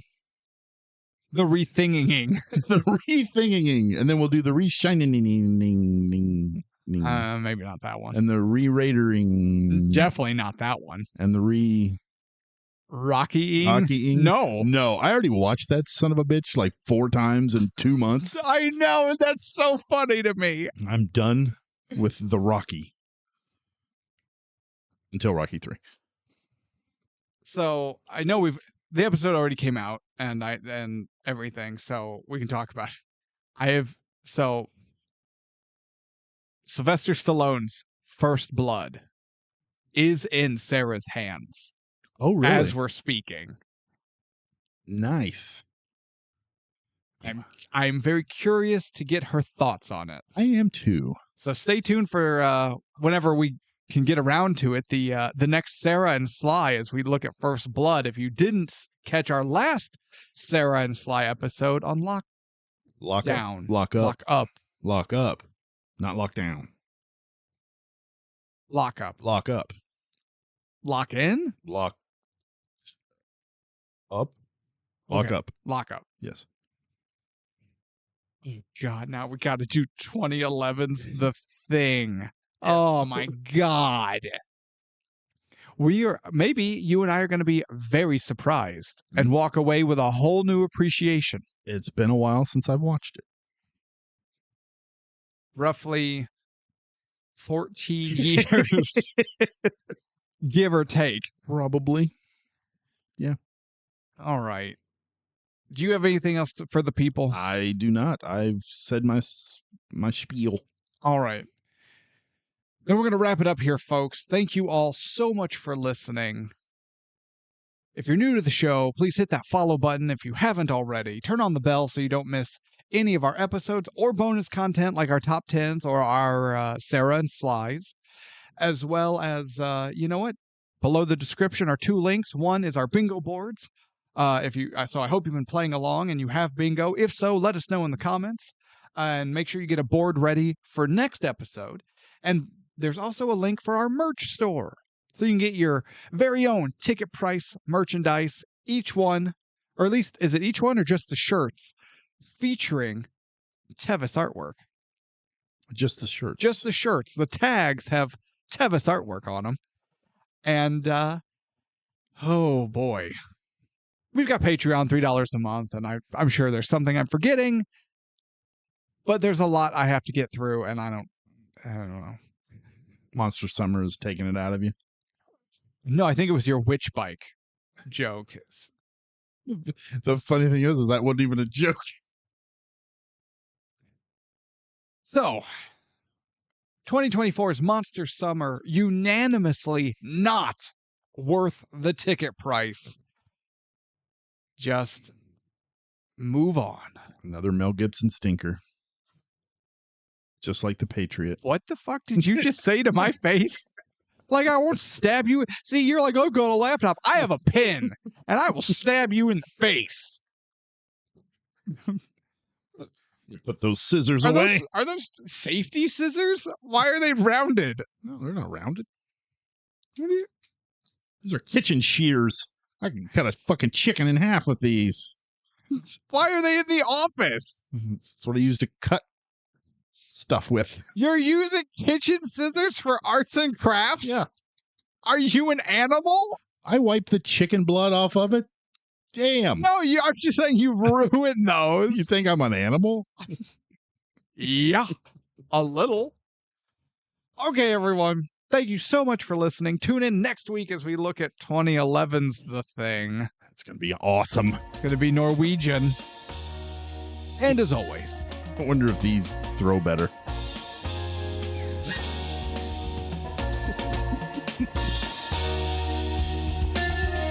and as always, I'm Jake and Tevis for TicketPrice. Be good to yourselves, be good to each other, and good night.